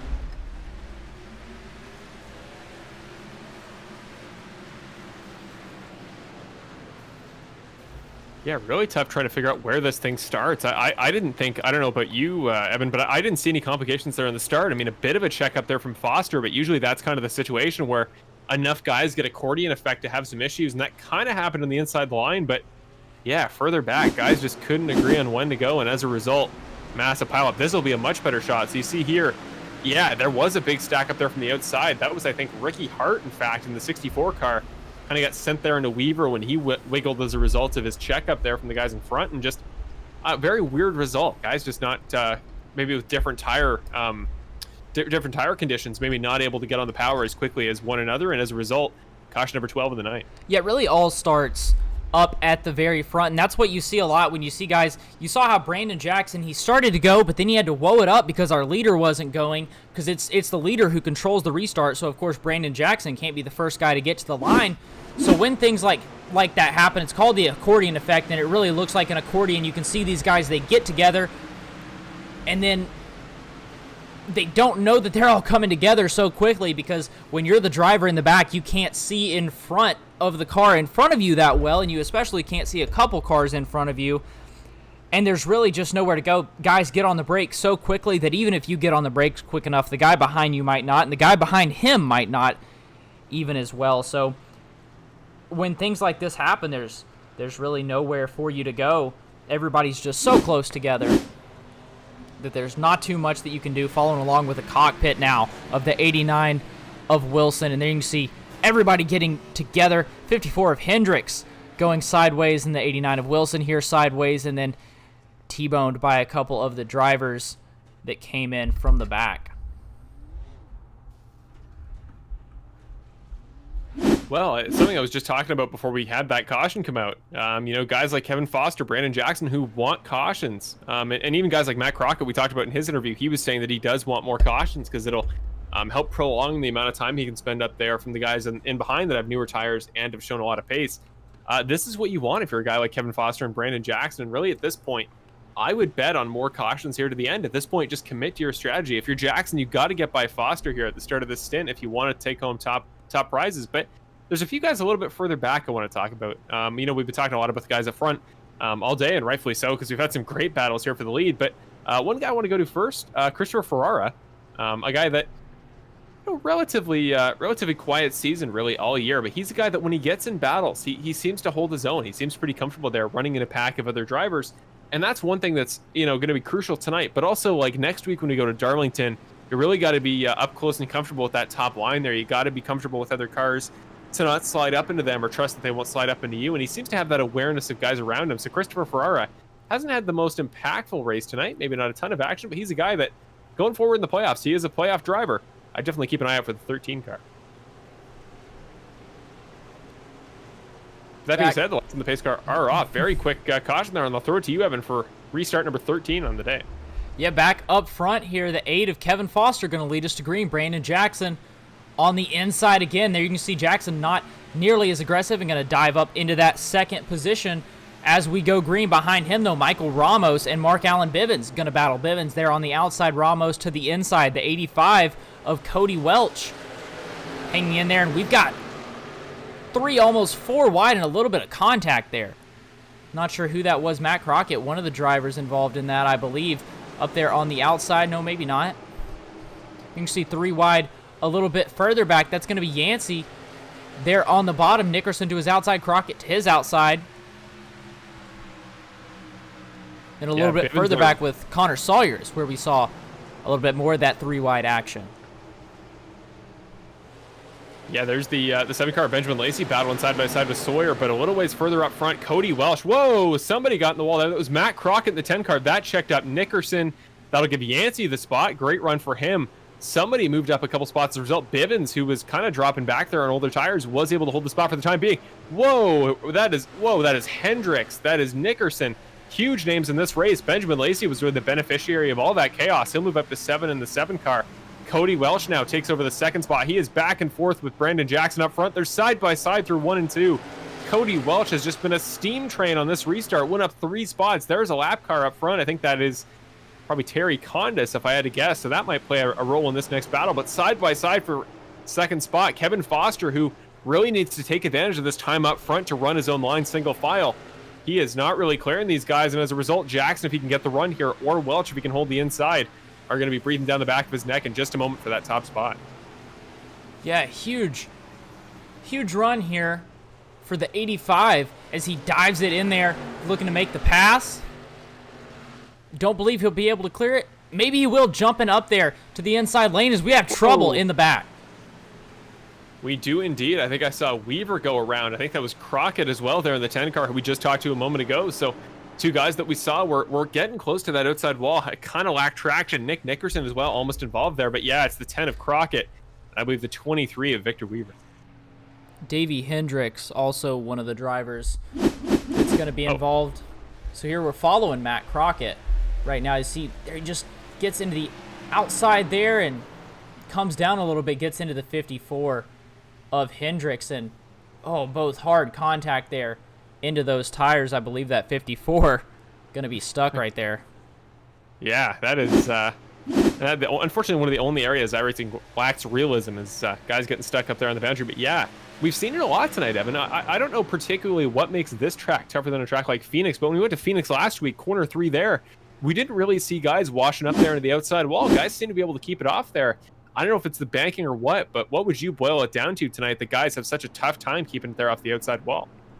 Yeah, I really don't know. I think guys just, especially coming out of the turns, you're battling with everyone else, and you really want to push and do the best that you can to battle with the guy next to you, and that causes you to get on that gas just a little bit too quick. And when you get on that gas a little bit too quick, it's going to mess up your corner exit, and you're going to get into that outside wall, and that really hurts you when you're battling 2 wide, 3 wide, because you're going to hit on that wall, and you're going to bounce off of it down to your inside, and that's exactly what you saw happen there. You saw Matt Crockett, it looked like he may have just got on the gas a little bit quicker than his tires could handle, bounced up off that outside wall, and then down into Hendricks, who was just running the more inside, I say inside, but more the middle line, and just wasn't really anywhere to go. By the time that he knew what was happening, Crockett was already into him. They're both already sideways.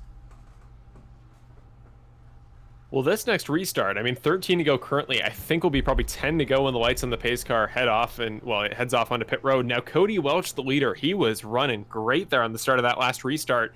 The only two guys left to pass were the two guys that did pit, so Jackson and Foster down pit road. They're going to kind of reset a little ways further back. Jackson in 16th, Foster in 18th.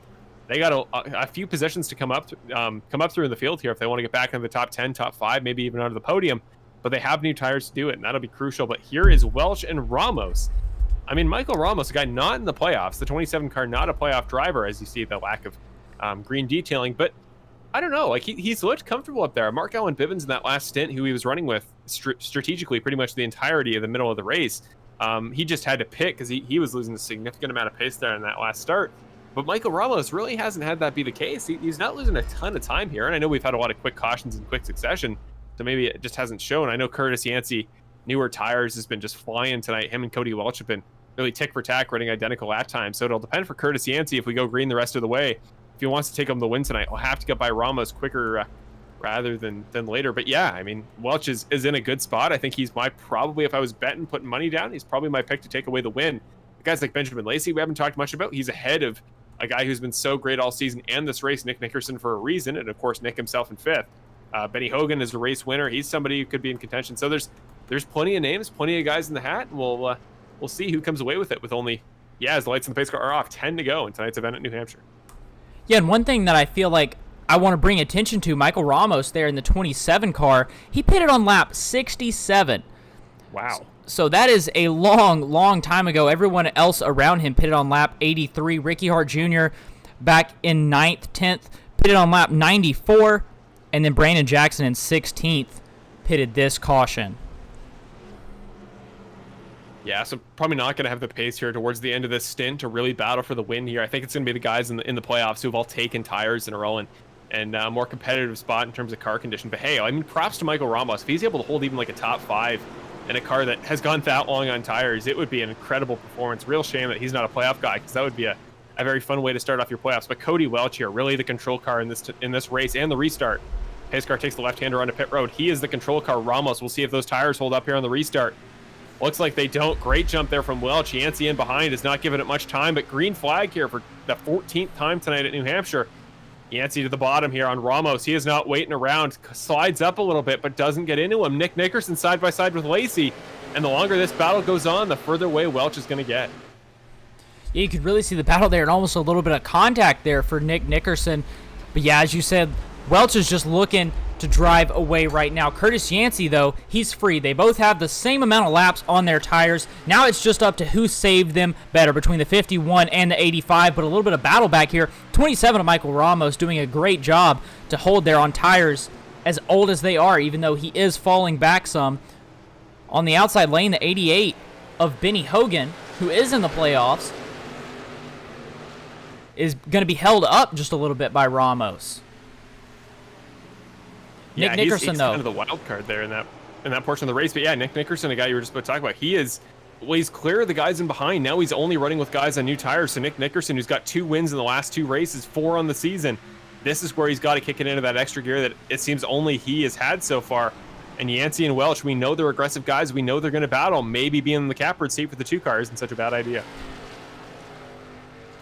If we go back just a little bit further, there's an accident back here. I went back just at the perfect time. A lot of drivers involved. Brandon Jackson, one of them. Garrett Hall looks like he was able to squeak through. Benny Hogan involved. Trey Ellis just able to get by. Christopher Ferrara also involved. So let's go back, see if we can see what happened. We're going to be following.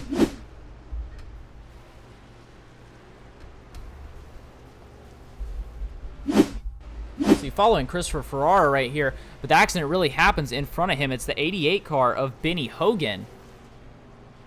Looks like he gets into Trey Ellis, I believe. Yeah, kind of middle of the corner there towards the bottom of the line. Really weird spot to get into somebody. We'll have to keep an eye on this. So this is mid-corner. Hogan is well ahead of Ellis. Like, he's cleared him by about 2 car lengths. LS on the bottom, they're really sending it. Oh, man, just kind of a slight miscommunication. Hogan trying to get over the slightly slower Ramos, or at least on the underside. And, yeah, LS with, I guess, newer tires, got a great run there off of 2. And the two guys just get together, a bit of a miscommunication there in terms of where guys were going to be on the line coming out of 2. And here you should all be happening here in front of Terry Condis. That's who we're riding on board with. Then you can see so much smoke, backing it down, and just nowhere that he can go. You saw he chose that outside lane. Nothing he could do for the 32 car. He's going to get into the back of him. But yeah, it looked like they were all just trying to get around that 27 car that we talked about was on those older tires. He was up there on the outside, and Hogan was faster, so he tried to jump down. He knew that the 4 car was well behind him, but by the time he got to that turn, the 4 car had caught up so much, he didn't realize how much he actually was up there with him. So a lot of good drivers involved in that one. Jason Greenwell in the pits right now, as is Anthony Caetano. He's been in the pits a long time. So big trouble for Caetano. Brandon Jackson, though, one of those drivers that I believe was involved a little bit. Obviously not too bad. There you see some damage to that front end, but right now sitting in 8th position, so up a good bit for the 99 car.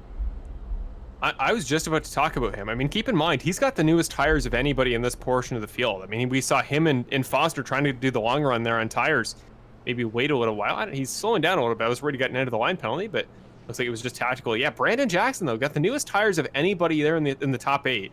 It's something I've kind of prophesized a few times that since one of these guys, one of these races with newer tires a little ways further back in the field is going to just have an absolutely incredible 3 or 4 laps and win the race off of new tires primarily. And it's a possibility. I mean, Welch and Yancey are going to be on the front row.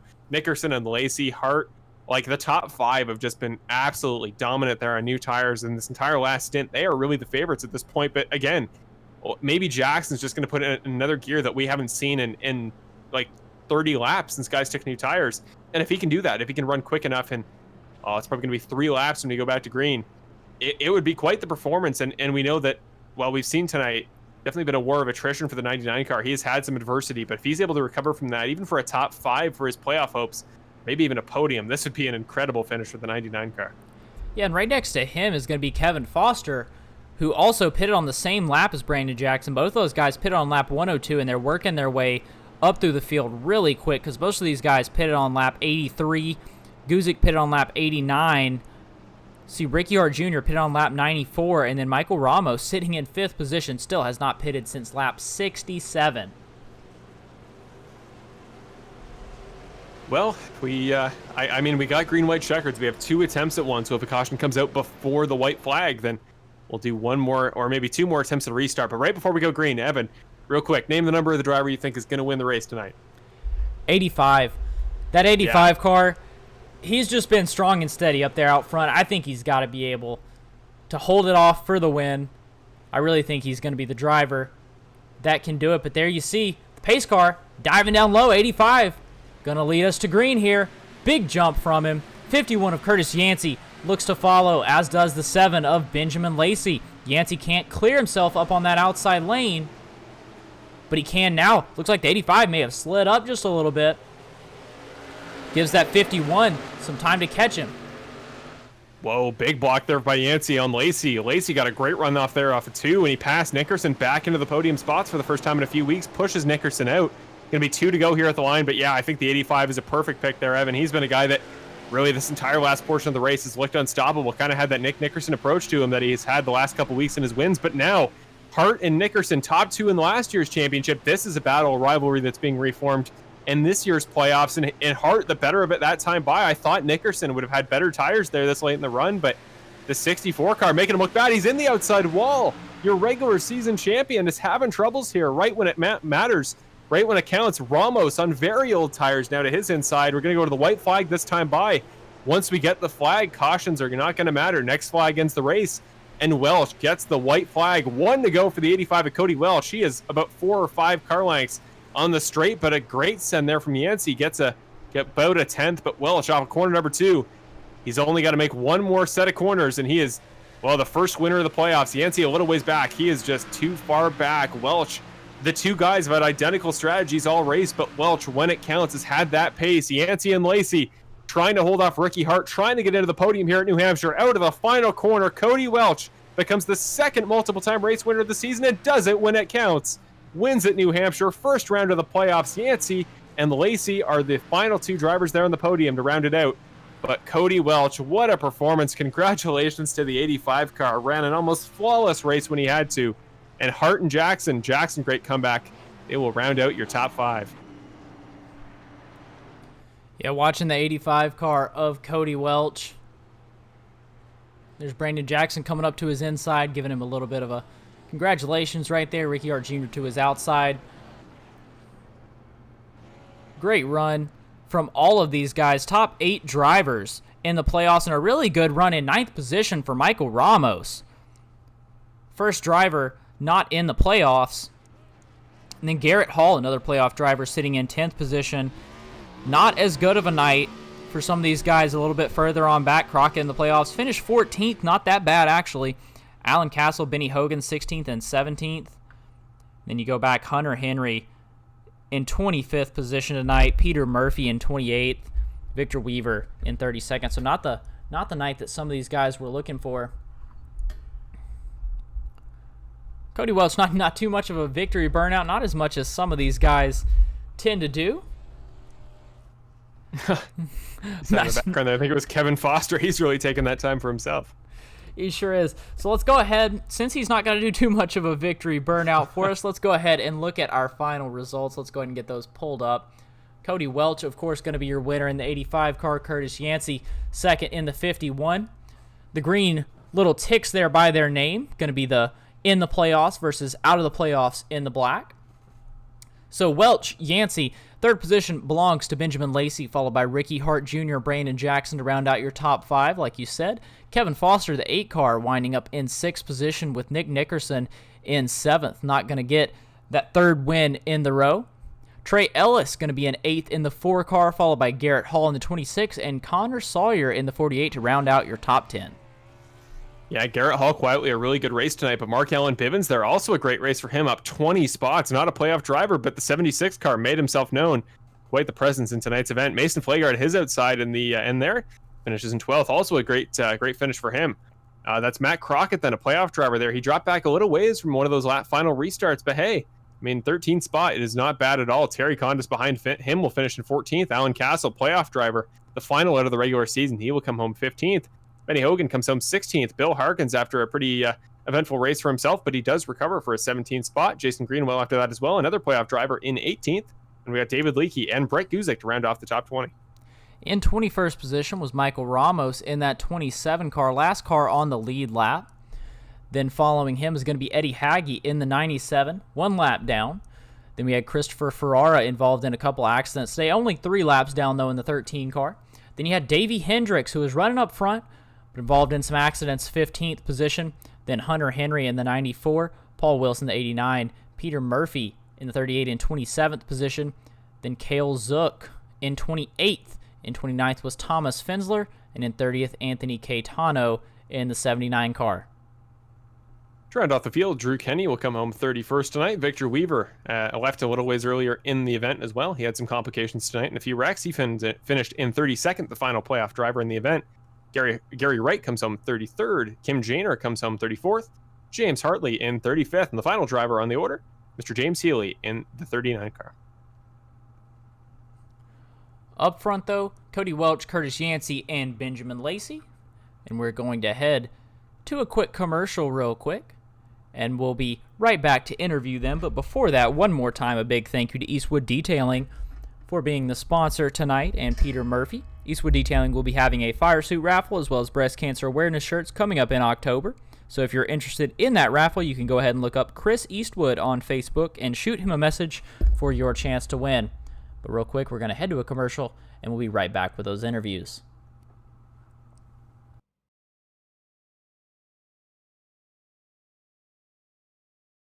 Billy Nickerson. And he turns him! The 99 of Jackson gets turned by Nickerson. But I bet you didn't know that I also do in-person photography and videography, as well as graphic design, including, but not limited to, iRacing paint schemes and posters. Check it all out over at evanwallmedia.com. Thank y'all, and you enjoy the race.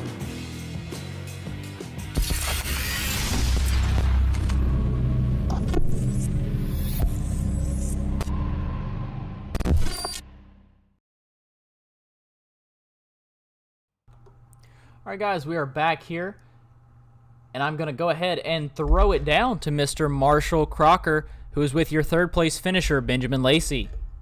Hey, Ben, it's Marshall in the booth. You got me? Yeah, I do. Awesome. Well, first of all, congratulations, Ben, coming away with the third-place spot in tonight's race, and there was no shortage of action, but you prevailed through it all and come away with a great spot. I mean, there towards the end, there were plenty of drivers throwing their names in the hat there. I mean, you know, Ricky Hart was quick, Nick Nickerson until he had some complications there on the outside wall as well. On that final restart, we had a lot of cautions. Were you anticipating one more, and did that affect your style? And there towards the end, just what lines were you finding were working in order to make those final moves for the podium spot? Yeah, that last caution, I was hoping it'd kind of be the last one, but you never know. My thing was just try to keep moving forward and hold those positions as much as possible. It's kind of an up and down night, really. So be able to come away with third place was pretty good. I'll take it. And congrats to Cody for the win there. Oh yeah, absolutely. He ran a great race, but you two both were really all the way through. Just seemed competitive there on those new tires and never really seemed to slip up, as did a couple guys there in the top 10.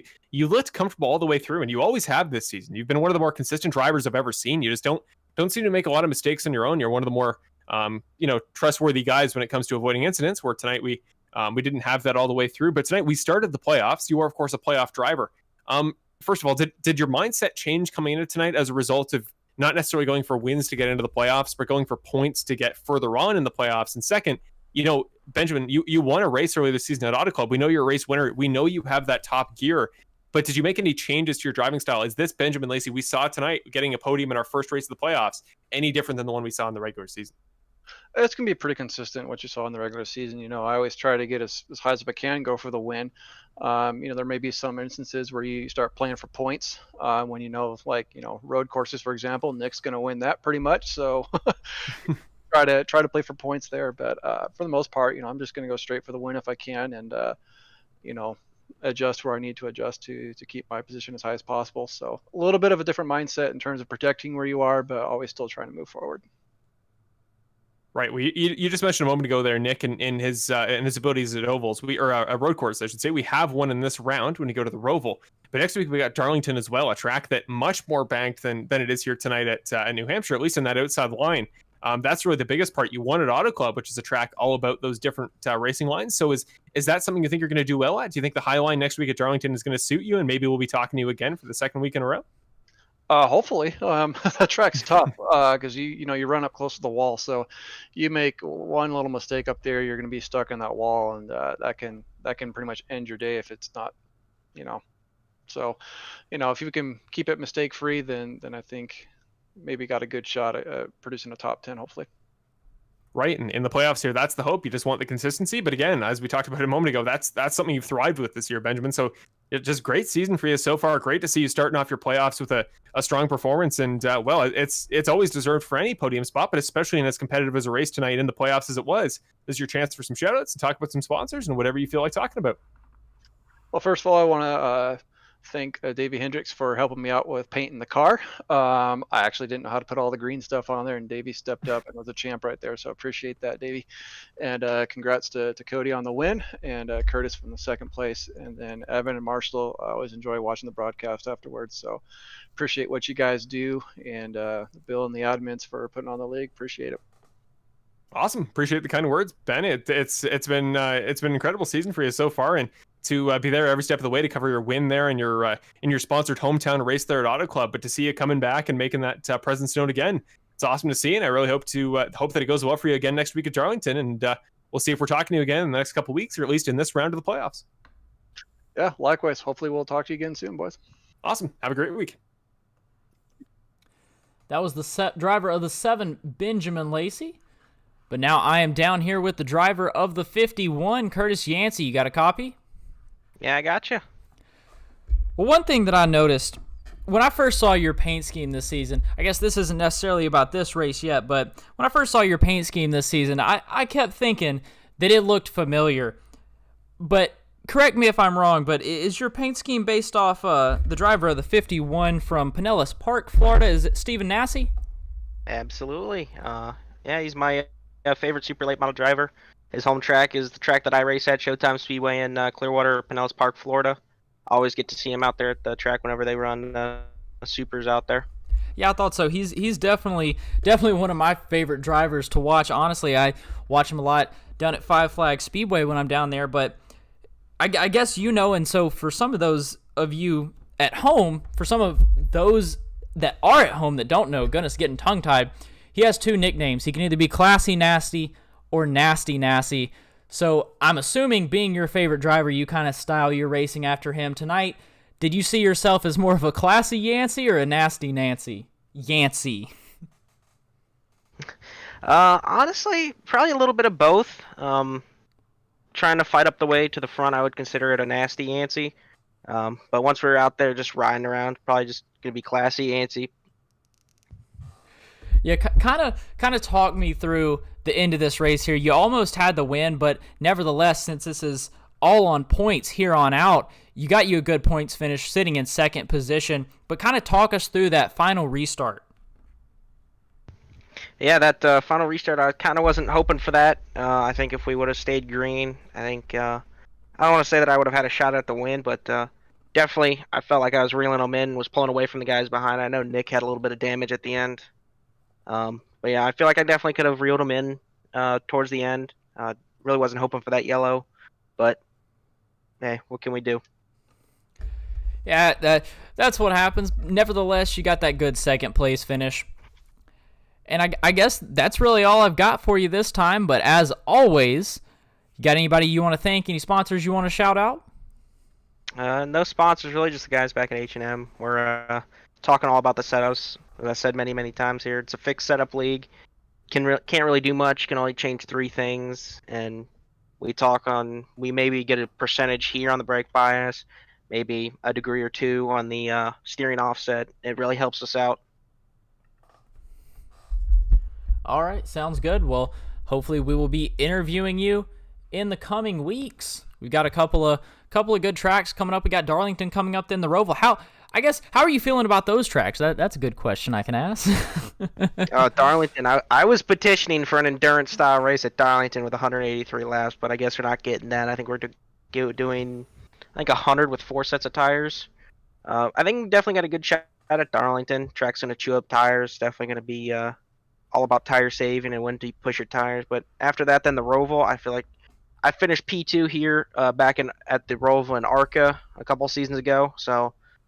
And that was when I was racing a guy that wasn't no longer in the league. So if that's anything to go by, I think you should be expecting a win at the Roval. But we got guys like Nick, who's insanely fast on road courses. So I don't think it's going to be a win, but I definitely think it'll be two pretty good finishes towards the next coming weeks. Sounds good. Well, good luck to you. Hopefully you can advance your way into the next round. But hopefully we'll be talking to you in the next couple of weeks. Yeah, appreciate it. All right, well, that was Curtis Yancey, driver of the 51 car. Now I'm going to go ahead and throw it back down to Marshall, who is with Cody Welch, driver of the 85. Go ahead, Marshall. Hey, Cody, it's Marshall in the booth. You got me? Gotcha. Awesome. Well, first of all, man, congratulations. You're winning them at the times it counts. You're our first race winner of the playoffs tonight. And, well, it wasn't an easy race, certainly. We had a lot of cautions. You would have spent a lot of time just chilling there under yellow. But in a race so full of cautions, you seemed so comfortable. You were able to avoid the incidents. And when you start getting the idea there at the beginning that, okay, we've had 4 or 5 cautions in like 40 laps, if you start getting the idea it's going to be a very caution-filled race, does your strategy change? And did that strategy change, hypothetically, affect your race win tonight? I did a little bit. I think the top guys there that were running up, close to the top all night, I'm kind of on the same strategy. I know me, Nick, and Curtis hit it at the same lap on that last caution, well, with about 25, 30 laps to go. And, 3 of the fastest guys, I think, in my opinion, that, for the whole race, we're on the same strategy. And then I think I think the advantage I had was being able to get off the corners a little bit better than anyone without wrecking my tires. So my strategy was really just keep the tires on the thing, and I knew it was going to be caution filled, so just trying to stay up front as long as possible, and it worked out. Right, you mentioned, I was just about to ask about it, that ability to keep it off the outside wall was something guys were having trouble with in some occasions. Guys starting to wash up there on colder tires, or older tires, I should say, later in the runs. And I know a lot of the time when guys are really good at that, as you seem to be, you're almost untouchable down the outside wall. Anytime you'd have momentum sending you that way, you'd be able to correct it, and you didn't seem too out of order.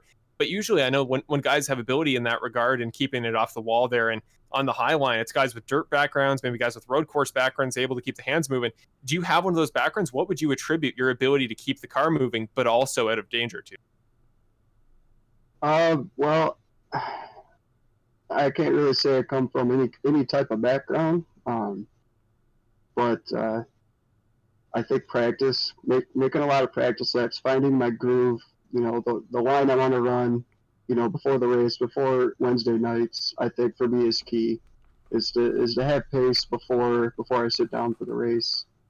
I think is what, because the past couple of races, I'd start practice an hour before qualifying, and that's all the practice I would run, and then I'd run okay, but I just wouldn't have the edge that I had tonight, and that was after 150, 200 practice laps I put in this week. So just finding that. New Hampshire, it's a weird track. You got such a small groove where you're either snappy loose on the exit of corner, 2 and 4, or you're into the wall. So it's just a really small window to put your car in to make good exit speed. So I was able to find that early on in the race, and just kind of hold it there. And a lot of the cautions kind of helped me out too in that regard. Yeah, most certainly. It certainly would have helped tire wear over the course of the race, and really just meant that once you got up there up front, you looked comfortable, and there was really nobody to touch you there at the end.